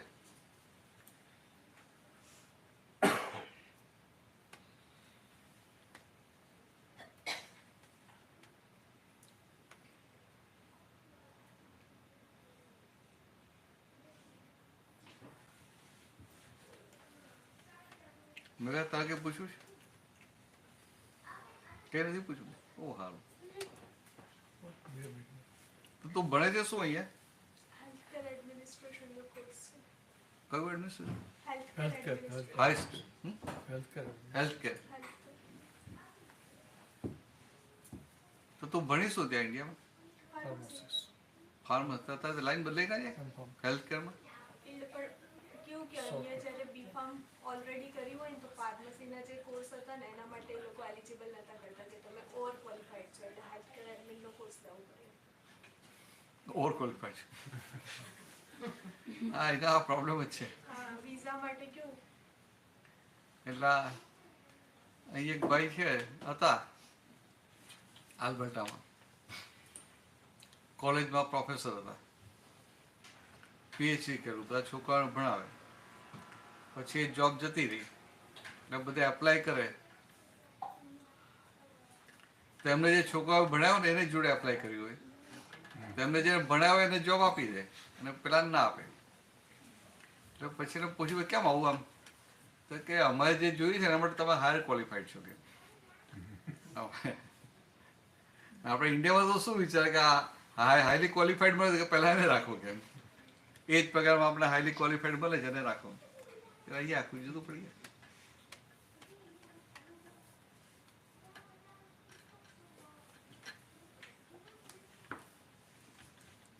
અને એ પાછું રિક્વાયરમેન્ટ પાછું ડેફિનેશન બદલાય. અત્યારમાં ફિઝિયોથેરાપીમાં કેવું થયું કે મારા વખતમાં એવું થતું હતું કે બ્રિજિંગ કર્યું એ 1 યરની યુનિવર્સિટી ઓફ ટોરન્ટો ત્યારે માસ્ટર્સ ઇન ફિઝિયોથેરાપી જોઈએ હા હોસ્પિટલ્સમાં. અને અત્યારે એટલી ફિઝિયો હવે બધા કરે અને બહાર વધારે પ્રેફર કરે છે કામ કરવું કેમ કે આમાં હોસ્પિટલ કામ સ્ટ્રેસફુલ થઈ ગયું. તો પછી આ બેચલર વાળા પણ લેવા માંડ્યા છે કશું જ નહીં. અને તે વખતે માસ્ટર્સ પ્રેફર અને પછી માસ્ટર્સ વાળા જ નહીં. ડિમાન્ડ ઉપર છે.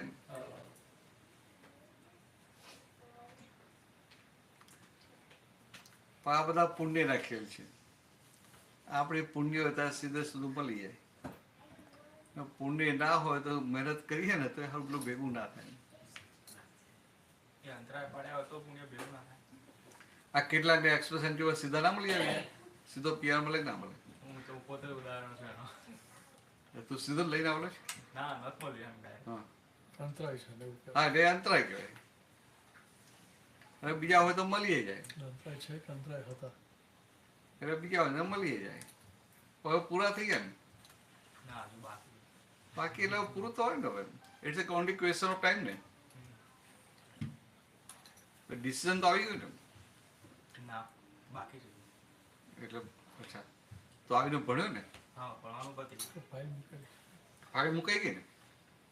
એટલે ઇન્વિટેશન નથી આવ્યું, ખાલી વેઇટિંગમાં છે, નંબર લાગે. બરાબર કાંઈ વાંધો નહીં. તો આમ લાગી જ જાવ ને આમ તો લાગી તો જશે. ડ્રો થઈ ડ્રો હજુ અલા નંબર નથી લાગે. ડ્રોમાં નંબર લાગે તો આવે. હા અમે ડ્રો થઈ ગયા. એમાં અલગ અલગ ચોથા કેટેગરી હા પોઈન્ટ સિસ્ટમ. પેરેન્ટ્સ જેવું સિસ્ટમમાં હા. પોઈન્ટ આવી હોય એટલે પછી કટ ઓફ ના આવે ને. હા બરાબર. અંતરાય કહેવાય. એટલે આપણે પ્રતિબંધ કરવા પડે કે પાછલા જન્મમાં જાણતા અજાણતા આવું કોઈકનું થતું એમાં અંતરાય પાડ્યા હોય તેના માટે હું માફી માંગુ છું. સમજાય? પાછલા કોઈ જન્મમાં જાણતા જાણતા આવું કંઈક આમ બા કે સેટ થતું હોય ને આપણે અંતરાય પાડ્યા હોય તો કહેવાય કે જે અંતરાય પાડે જેને લઈને અત્યારે મને આવા સંજોગ આવે છે કે મારી ભૂલના માટે હું માફી માંગુ છું. કારણ કે ખબર તો પડે છે આપણે પાછું દેખાતું છે નહીં પણ રિઝલ્ટ ઉપરથી ખબર પડે છે કે આવું કંઈક થયેલું છે. કે આ જે પણ ભૂલ થયું એના માટે કંઈ માફી માંગુ. તો બીજું કરવાનું અને આપણું છે જ ને આ ત્રિબંધો છે અસીમ જે એક આપણે હા ને અંત આમ અંદર એક પરમાણુ હાલે નહીં એમ એવું છે એવું રાખવાનું.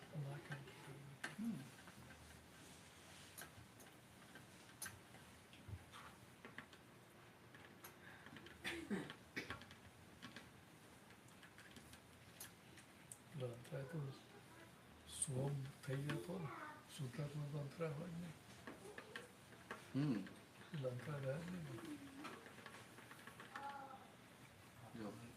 નહીં. બહુ મોટી વાત કરી ને અંતરા સોમ ને કે તું સોહમ થઈ જાય તો અંતરાય અંતરાય છે છે નહીં તો અને શુદ્ધાત્મા થઈને રહે તો કોઈ અંતરાય છે?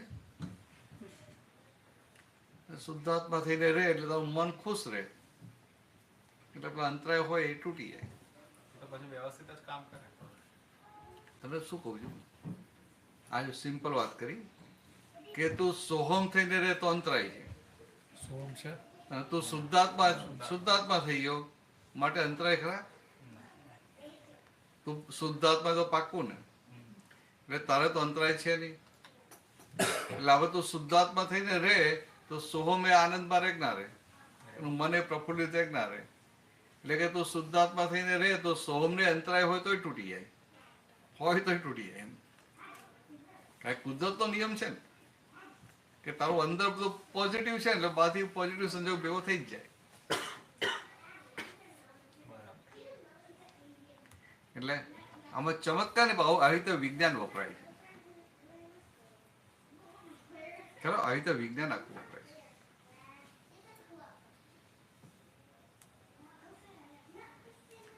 બાકી શું છે આ કલયુગ છે ને એટલે આપણને જ્યાં ને ત્યાં આપણે અંતરાય પડી જાય. કોઈનું કંઈક સાવ થતું ને તો આપણે કંઈક બોલી જવાય, એમ નેગેટિવ બોલી જવાય. એટલે જાણતા અજાણતા નાની નાની વાતમાં અંતરાય પાડી દઈએ પછી આપણે જલ્દી ભેગું ના થાય ને. અને કે કોઈ આમ સત્સંગમાં જતો આ બધા છોકરા આવતા સત્સંગ બીજા જણને વાત કરે તો પેલા શું કે આ ઉંમર કઈ સત્સંગમાં જવાતું હશે? હવે કઈ સમજીને બોલે છે તો એના સમજ્યા વગર પણ છતાં અંતર તો પડે કે ના પડે? એટલે આવું જાણતા અજાણતા જ્યાં ને ત્યાં અંતરે પાડેલા હોય.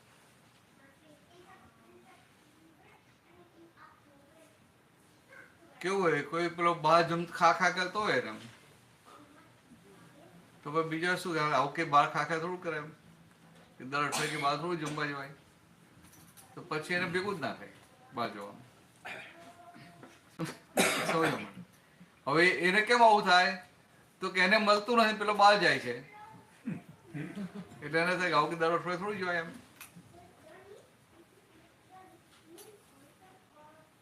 એટલે કોઈકનું કંઈક સાવું થતું હોય, કોઈ કોઈને હેલ્પ કરતું હોય ને તો આપણે જાણતા અજાણતા વચ્ચે ડક્કુમ કહીએ એટલે પછી આપણને અંતરાય પડે.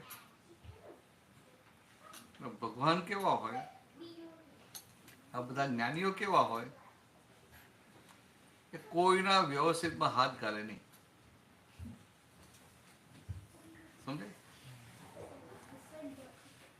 બધાને હેલ્પ કર્યા કરે. એટલે પેલો આડો હોય અને એમની પાસે હેલ્પ માટે આવે તો એમને એવું ના આવે કે આડો છે. આ કંઈક વ્યવસ્થિત છે માટે મારી પાસે હેલ્પ માટે આવે ને એટલે આપણે હેલ્પ કરી દેવાય. કોઈ સલાહ લેવા આવે તો આપણે વિચારીએ ને કે આને આપું કે ના આપું. કારણ આને તો મારું તો કશું કામ કર્યું નથી, મા માટે બહુ નેગેટિવ રહે છે તો આને તો મારે કશું કરવું જ નથી એવું થાય ને તો વિચાર આવે ને. પણ જ્ઞાની શું હોય કોઈના વ્યવસ્થિતમાં હાથ ઘાલે નહીં. વાત એ સાચી છે.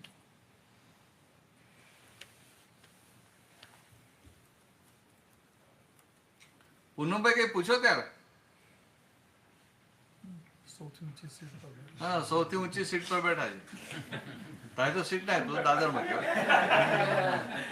તું દાદરમાં કહેવાય, આ તો સીટ પર બેઠા. મારા કેસમાં એવું થાય કે પપ્પા મમ્મી ને કોઈકને મરચું બધા ખાવા જોઈએ, કોઈકને પેલું ગળ્યું ખાવા, બધાનું અલગ અલગ હોય એમની પ્રકૃતિ. પણ એમને પેલું એકને એસિડિટી થતી, એકને ડાયાબિટીસ હોય તો આપણે પેલો વિરોધ કરે કે આ બધા ના ખાઈશ કે આ એસિડિટી છે તો વધી જશે કે આ તો આ ડાયાબિટીસ છે.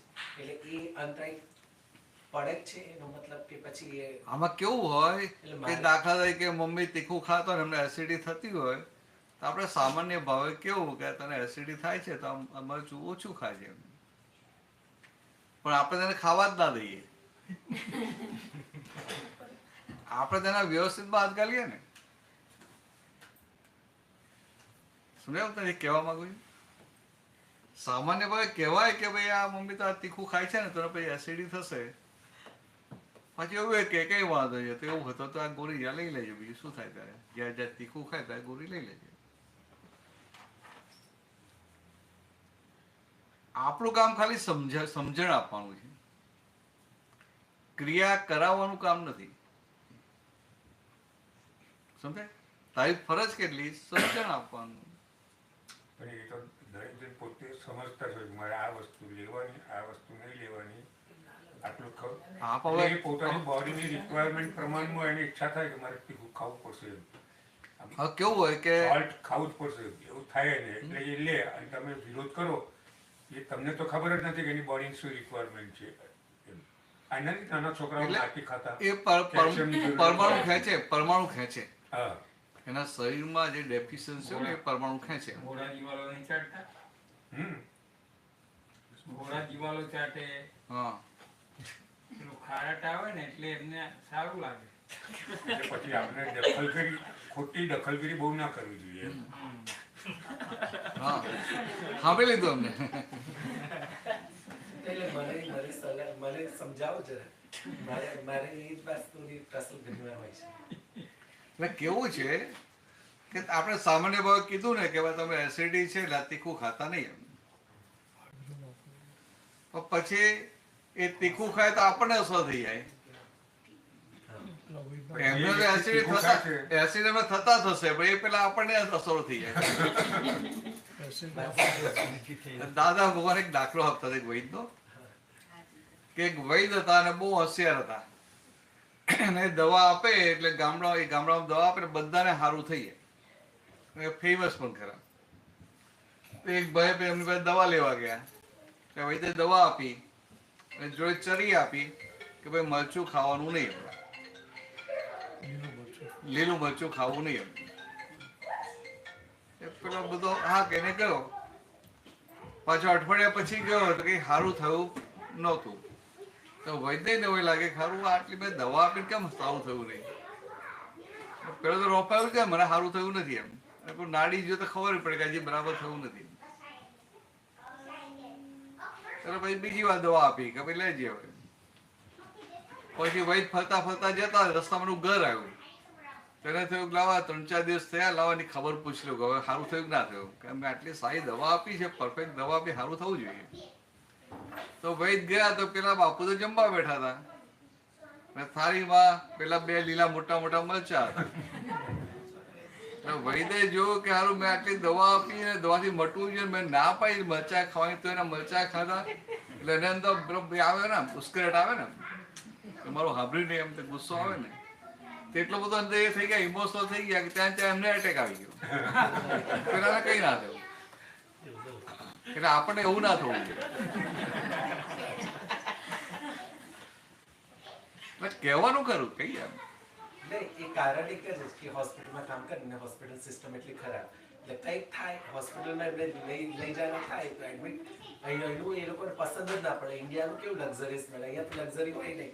હોસ્પિટલનું સ્ટાન્ડર્ડ અમને ખબર, હોસ્પિટલ કામ કરવાનું ગમે પણ એઝ અ પેશન્ટ જવાનું ના ગમે.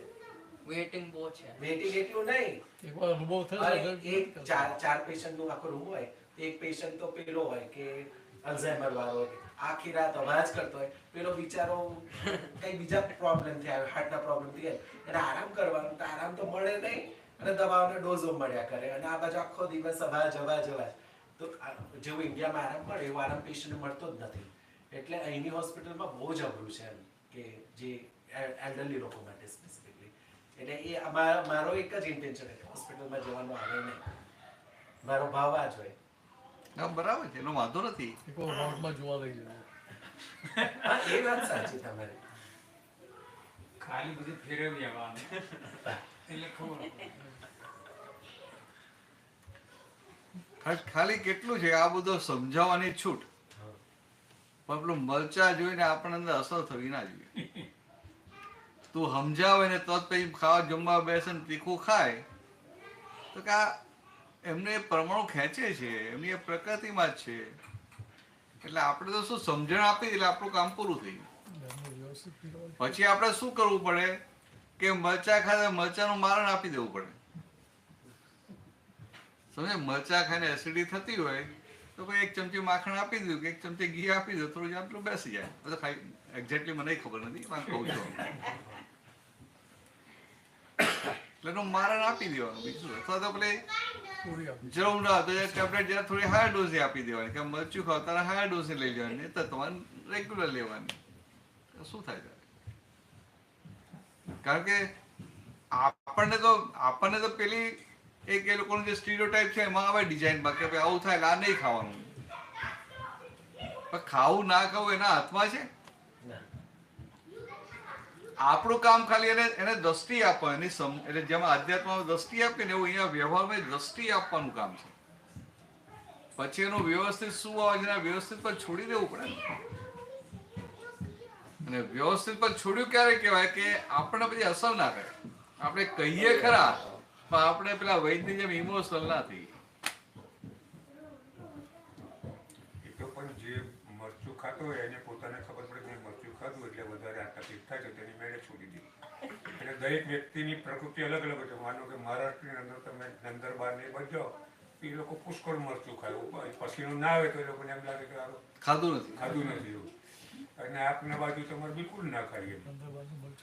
એટલે એ પ્રકૃતિ ઉપર આધાર રાખે છે. એટલે ભાઈ મરચા અને લસણની ચટણી બનાવે અને પછી પેલા રોટલા બનાવે મકાઈના રોટલા એની સાથે ચટણી ખાય અને સારું એટલું સારું લાગે.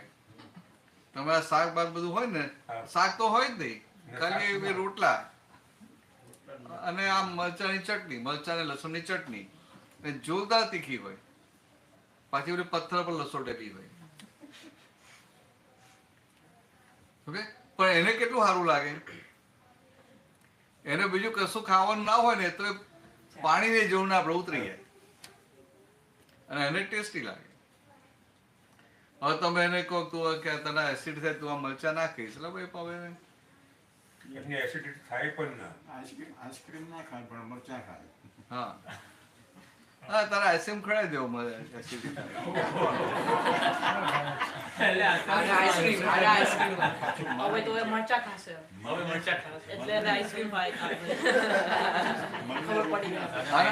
બીક લાગી આઈસ્ક્રીમ મારા મરચા ખાશે. આઈસ્ક્રીમ ખાવા માટે હા, આઈસ્ક્રીમ બાદ આ યાદ હતા છે. એ જ કહે છે કે આઈસ્ક્રીમ ખાવો હોય તો બે મરચા ખાઈ લેશે એટલે કે હવે એસિડિટી લાવો મરચા. એડજસ્ટમેન્ટ મળી ગયો. આપણે અંદાજે કે ડાયાબિટીસ હતું માણસો ઓછું ખાશે પણ છતાં એ છે જ્યારે જોવે ને એટલે એનું મન થઈ જાય થોડો ખાઈ લો. હા, એટલે આમાં શું છે કે આપણે હા પરમાણુ ખાય એટલે સામાન્ય ભાવે કહેવાનું ખરું અને એને પોતાને હોય કે સારું ખાવા જેવું નથી તો પછી શું વિચાર કઈ ને એક ટેબ્લેટ બધા લઈ લઈશું. આપણે ગોળી લઈએ તો ભાઈ ખાવું પડે ને. હા, પછી એવો વિચાર કે ગોળ ટેબ્લેટ લઉં છું તો ટેબ્લેટ થી ડાયાબિટીસ સુગર કંટ્રોલમાં રહેશે કે સુગર ખાવું તો ખબર પડે ને. એટલે પછી એને ટેસ્ટિંગ એ કરવું પડે ને. એટલે આ અંદરની મશીનરી એવી છે ને કે એવું જાત જાતનું બતાવે ને આપણે ભમાવી નાખે. અને આ શુદ્ધાત્મા થઈ ગયા ને તો આ જે ભમાવે આમ ફેરવે આમ ફેરવે આમ ફેરવે આપણે જોયા કરવાનું છે. એટલે આપણે જોઈએ ને એટલે આપણે છૂટા ને છૂટા. થઈ ગયો ટાઈમ?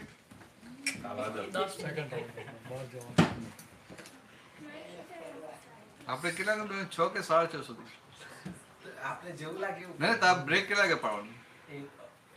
આપણે ઓફિસર શું ટાઈમ આપેલો? સુપ્રીમ કોર્ટ ક્યાં છે? ના ના આપણે ટાઈમ શું આપણો પેલામાં 6 નો. હા, બરાબર. ના વાંધો નહીં, ટાઈમ થાય એટલે કહેજો. એટલે આ તો બોલો અજમાવ એટલે ખબર ના પડે ને. એટલે આપણું જે તારું સ્કેડ્યુલ હોય ને એને ફેરફાર નહીં કરો બને ત્યાં સુધી. પછી કઈ વાત નીકળતી હોય ને કરીએ ચાલે. અમુક લેટ ગો કરવું પડે ને. પણ વહેલું જમાઈ ના વધારે આવ્યું એટલે મોડા જમે તો વધારે જમે. આજે માકો વધી ગયા છે, જ્યાં વહેલા જમી લે તો બેલેન્સ થઈ જાય. કઈ વૈદા નથી. જમવાનું વધારે બનાવ્યું છે, ભાતમાં ઓછા છે. એવું છે. હા, એટલે વધારે જમે તો સારું છે. ભાઈ બરાબર જ્યાં દબાઈ આજે ઊંડો તો એ ના કરતા બધા. આખી 11 બસ 9 વાગે રાખો. પેલું કીધું ને કે શુદ્ધાત્માને અંતરાય ના હોય તો પણ એઝ અ શુભમ તો એને એ અંતરાય કર્યો હતો વ્યવહારમાં માફી એવું નહીં, એ શું કહેવા માંગે છે કે તું શુદ્ધાત્મા થઈને રહે ને તો તને અંતરાય જ ના હોય ને. શુદ્ધાત્મા થઈ ગયો તો અંતરાય ક્યાં રહે? હા, સોમ તો હવે છું જ તું આ ને. સોમથી છૂટો, તું સોમ થઈ જાય ને તો તને લાગે મારે અંતરાય છે, મારે અંતરાય છે, મારે અંતરાય છે. આ શુદ્ધાત્મા થઈને રહે તો પછી શુદ્ધાત્માના અંતરાય હોય નથી. બોલતા કે હું વિઘ્ન કર્મથી મુક્ત એવો શુદ્ધાત્મા છું. વિઘ્ન કર્મ એટલે અંતરાય કર્મ. તો શુદ્ધાત્માના અંતરાય હોય જ નહીં.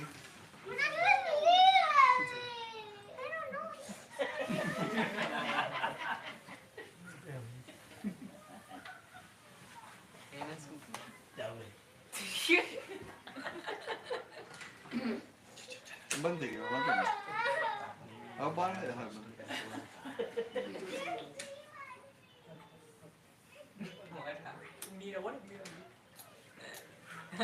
એટલે શું કહેવા માંગે કે તને જાગે છે કે હું શુદ્ધાત્મા છું તો તને એવું વિચાર જ ના કે મને અંતરાય પડે છે કે મારા અંતરાય છે. એટલે આવું નોર્માલિટીમાં આવે એટલે પેલું બધું નોર્મલ સંજોગ આવ્યા કરે. પણ તને પેલા જાગૃતિ ના રહે, સોહમ થઈ જાય તો શું થાય કે હારું આ ક્યારે થશે, ક્યારે થશે, ક્યારે થશે, ક્યારે થશે, એ ત્યાં ને ત્યાં પછી અટકી જાય. મલ્ટીપ્લિકેશન. એટલે એ રીતે તો પછી એમ વિચારીએ કે આપણે શુદ્ધાત્મા છીએ તો પ્રતિક્રમણનો ભાગ જ નથી રહેતો ને. હા, તો ના કરી શકે એ વાંધો નહીં. શુદ્ધાત્મા એવું વિચારો ને શુદ્ધાત્મામાં રહી જાય તો પ્રતિક્રમણ નહીં કરવાનું. પણ પછી આ થોડું વચ્ચે પેલું ભાષ્યમાન પરિણામ ઊભા થાય ને, વચ્ચે થઈ જાય કે આ મેઘના થઈ ગઈ છે તો પાછું કરવું પડે. બાકી આપણા શુદ્ધાત્મામાં આખી જાગૃતિ શુદ્ધાત્મા જોઈ જાય તો કશું ના હોય, પ્રતિક્રમણ એ ના હોય. પણ પછી એનું ઊંધું ના કરાય કે હું તો શુદ્ધાત્મા કહીને પ્રતિક્રમણ ના કરે, એવું છે ના ચાલે ને ભાઈ. આ દાખલા તીર્થંકર ભગવાન હોય, ભગવાન મહાવીર કે કેવલી ભગવંત હોય તેમનો પ્રતિક્રમણ કરવાનો હોય? એમને હોય જ નહીં. એમને પ્રતિક્રમણ હોય જ નહીં. એટલે આ એ દશાની વાત છે. અત્યારે આપણી એ દશા નથી પણ વાત એ દશાની કરીએ તો કેમનું ચાલે? એ દશા આવે કે 5 આજ્ઞામાં રહી, બહુ સારું. 5 આજ્ઞામાં રહીને કે બધી દશા ખુલી તો એ વધતા વધતા વધતા વધતા આ જ્ઞાન છે ને વર્તમાન પણ પામતું પામતું પામતું છે કેવળ જ્ઞાન સુધી જાય. ભગવાન મહાવીર જેવી દશા ખુલ્લી કરે. મહાવીર ભગવાનનું એક નામ હતું વર્તમાન, એટલે કે વર્તમાન પણ પામતું પામતું પામતું મહાવીર ભગવાન જેવી દશા ખુલ્લી કરે એવું આ જ્ઞાન આપ્યું તને. અને વધે ક્યારે? ખુલ્લું વધતું વધતું ક્યારે જાય? 5 આજ્ઞામાં રહે એટલે કહું સિમ્પલ સીધું વાત કરી ખ્યાલ. એટલે આ તને હજી આ વ્યવહારમાં તને થાય છે મારે કરવાનું છે, મારાથી થતું નથી, કે આ છોકરાઓ મને હાંભળતા નથી, કે આ ફાઇલમાં બે મારું હાંભળતી નથી, એવું થાય કે ના થાય? એ થાય છે તો શુદ્ધાત્માનું હાંભળતી કે મેઘનાનું સાંભળતી નથી? હા, પણ તો તને એવું થાય મારું સાંભળતા નથી એમ. એટલે એનો શું થયો કે હજી શુદ્ધાત્મામાં એટલું આપણાથી અમે કાચા પડીએ છીએ ને, એટલે કાચા પડીએ છીએ માટે ત્યાં પ્રતિક્રમણ કરવું પડે. કાચા પડે એટલે શું કે આપણે આપણી શુદ્ધાત્માની ગાદી પરથી ઉતરી જવાય છે ખ્યાલ. એટલે શુદ્ધાત્માની ગાદી પરથી ઉતરી ગયા અને આ મેઘનાની બાઉન્ડ્રીમાં ઘૂસી ગયા તો પાછા ના આવવું પડે.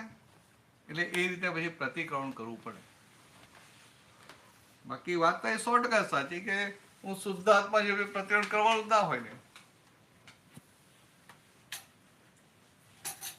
પણ આ ખાલી નિશ્ચયાત્મક વાત નથી. દશા સાથે નિશ્ચય દશા સાથે કનેક્ટેડ કે નહીં?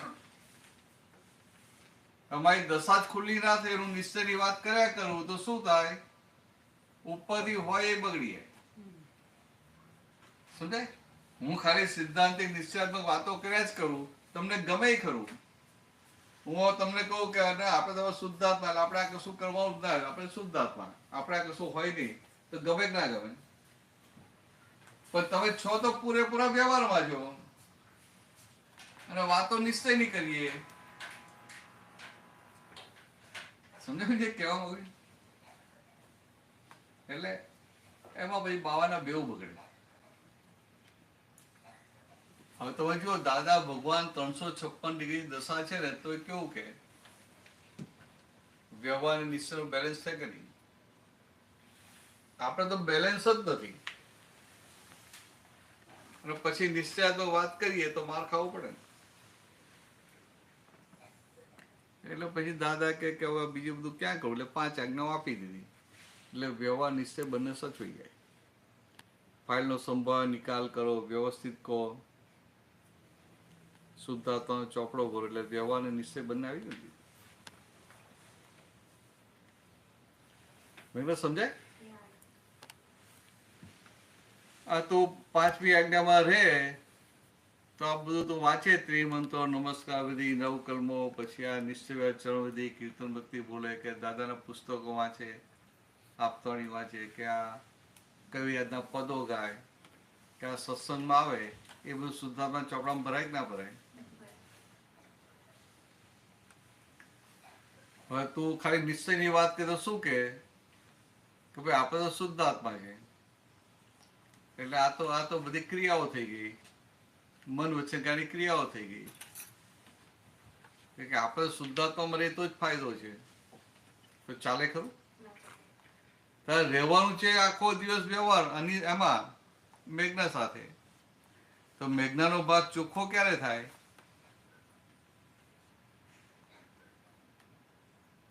તે મેઘનાને જો કરે ત્યારે. હવે તું તો કે હું શુદ્ધાત્મા જ છું, એટલે પછી તારે જોવાનું જ ના રહ્યું ને. હું શુદ્ધાત્મા છું, મારે કોઈ ક્રિયા જ નહીં કરવાની. તો કે એવું નહીં, બંને બેલેન્સ આપેલું છે. હવે આ બધું કરવાનું આપ્યું છે આપણને, તો ખરેખર કરવાનું પણ કહેવાય. તને આ નિશ્ચય વ્યાચરણની વાંચવાની કહે, કે ત્રિમંત્રો, કે નમસ્કાર, જે બધું બોલવાનું કીધું, નવકર્મો, એ કોઈ ક્રિયા કહેવાય? તો કે આ બુદ્ધિવાળાને ક્રિયા લાગે. બુદ્ધિ બહુ ચલાવે ને એને ક્રિયા લાગે, અને હૃદય વાળો હોય એને સમજાય કે ઓહો આ તો જ્ઞાની પુરુષની આજ્ઞા છે. અને તીર્થંકર ભગવાને કહ્યું કે આજ્ઞા એ ધર્મ અને આજ્ઞા એ તપ. જ્ઞાની જ કોઈને ભેગા ના થાય, તો જ્ઞાનીની આજ્ઞા ક્યાંથી ભેગી થાય? તો કે ઓહો આ તો જ્ઞાનીની આજ્ઞા છે, તો જ્ઞાનીની આજ્ઞા ક્રિયા કહેવાય. એટલે એને અંદર એટલો અહોભાવ હોય કે ઓહો મને આ જ્ઞાનીની આજ્ઞા મળી છે. કારણ કે જ્ઞાનીની આજ્ઞામાં રહેવું એ પુરુષાર્થ છે, એટલે ક્રિયા ના કહેવાય. સમજે? આ તારી ડોટર છે, તું એને કહે કે લે ચાલ આઈસ્ક્રીમ ખા, અને એને આઈસ્ક્રીમ ખાધો પછી શરદી થઈ એને, તો તું એને વઢે કે તે કેમ આઈસ્ક્રીમ ખાધો? કેમ? તો કે તેને આપેલો એને ખાધો, એટલે એ તો ખાવામાં નિમિત્ત બની ને. આજ્ઞા કોની છે? આજ્ઞા તારી છે. સમજાય? એટલે એની કશે એની ક્રિયા ના કહેવાય. આપણા સ્થૂળમાં શું એની ક્રિયા? તો ના, એ તારી આજ્ઞાને આધીન રહી છે. એવું હોય તો સારી વસ્તુ આજ્ઞા કરી હોય તો ફાયદો એને જ થાય ને. તો આ 5 આજ્ઞા તો આ વર્લ્ડની સારામાં સારી વસ્તુ, એના માટેની આજ્ઞા મળી તો કેટલો મોટો ફાયદો થઈ જાય. એટલે આજ્ઞા જે છે, તો કે ભલે આપણને આવું લાગે પહેલી દ્રષ્ટિએ કે સારું આ કરવાનું છે, એમ કે આ વાંચવાનું છે, કે આ 40 વાર બોલવાનું છે, 5 વાર બોલવાનું છે, કે 10 મિનિટ કીર્તન ભક્તિ કરવાની છે. પણ એ આજ્ઞા છે, એટલે કે આપણું જે ડિસ્ચાર્જ કરતાપણું છે એ ધીરે ધીરે ઓગળતું જાય, ડિઝોલ્વ થતું જાય, અને આપણો નિમિત્ત ભાવ ખુલ્લો થાય. તમે કોઈને પણ આજ્ઞાધીન રહો એટલે નિમિત્ત ભાવ ખુલ્લો થાય. અને એમાં આ દાદા ભગવાનની આજ્ઞામાં રહો કેવો નિમિત્ત ભાવ ખુલ્લો થાય? નિમિત્ત ભાવ ખુલ્લો થયો એટલે કલ્યાણ ના થઈ જાય?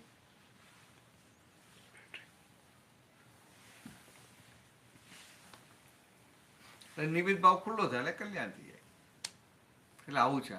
એ સમજાયું કે તારી વાત 100% સાચી. શુદ્ધાત્માની પ્રતિક્રમણ કરવાની જરૂર જ નથી, પણ શુદ્ધાત્માની બહાર નીકળીશ નહીં. હા, પછી કે હું તો શુદ્ધાત્મા છું, પછી બહાર નીકળે ને પછી કે પછી પાછી એને બેસે તો એ જેટલા ભાગમાં જે બધું થયું ને એનું પ્રતિક્રમણ કરવું પડે ને. તું ગાદી પર બેઠી હોય ત્યાં ના કરવું પડે.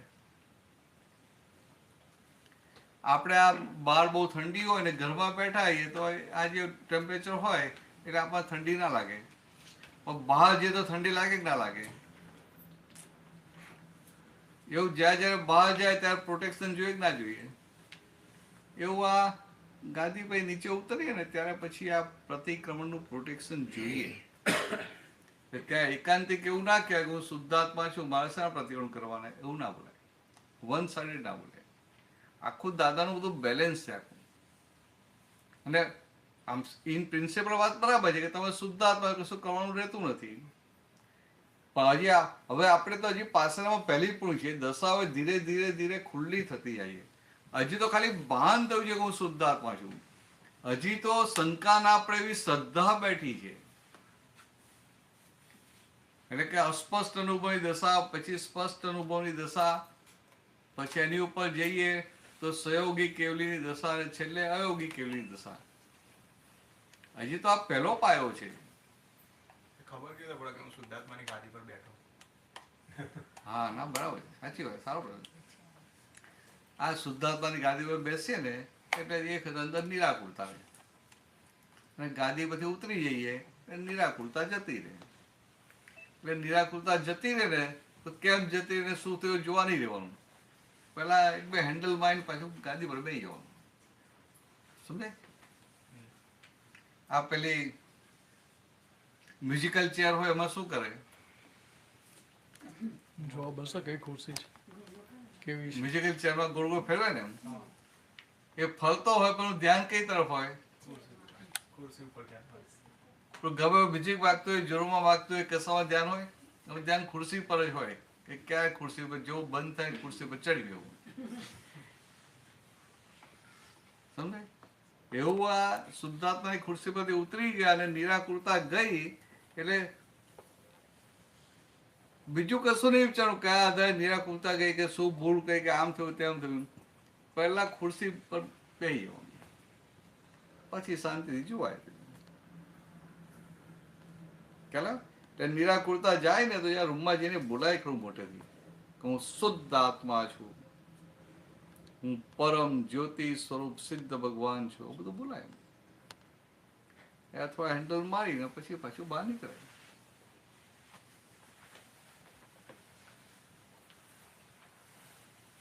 ક્લિયર થઈ ગયું?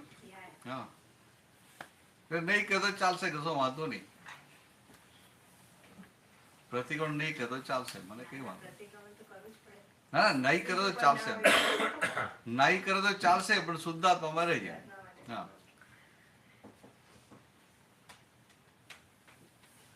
પછી કોઈ તને કહે ને કે આજે આવું કેમ કર્યું, તને કોઈ એમ કે આવું કેમ કર્યું, તને પેલા શું થાય? ના, મેં આવું નથી કર્યું. એટલે ખબર પડે કે શુદ્ધાત્માની બહાર નીકળી ગયા. એટલે બરાબર છે ને?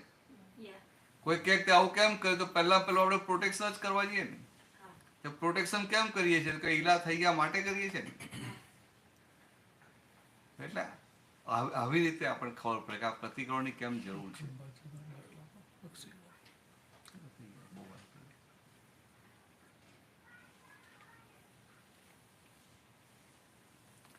સમજ્યું તને?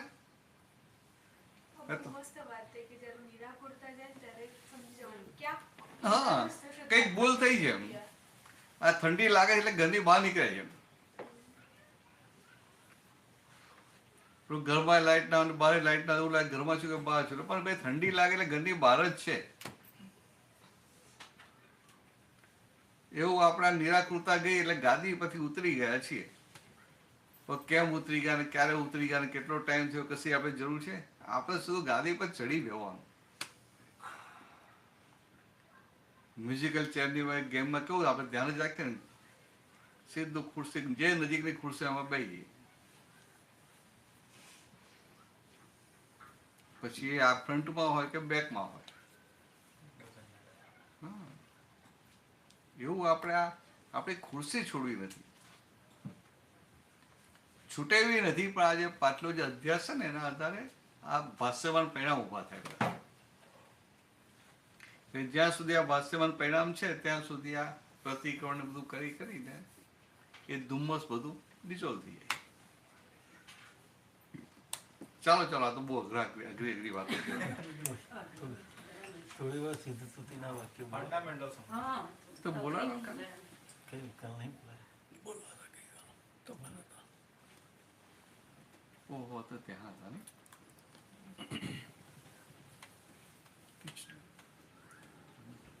છેલ્લે બોલાવીશું. એ તો કઈ થોડી વાર સીધું સુધીના વાક્યો બોલાવતા.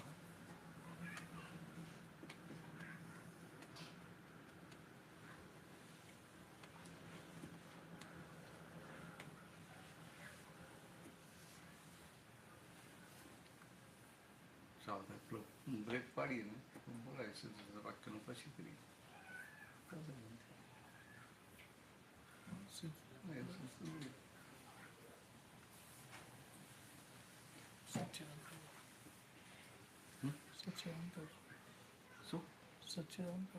જય સચ્ચિદાનંદ. આપણે આ એક બ્રેક પાડીએ છીએ, 7:30 પાછા ભેગા થઈએ. જય સચ્ચિદાનંદ. 7:30 ને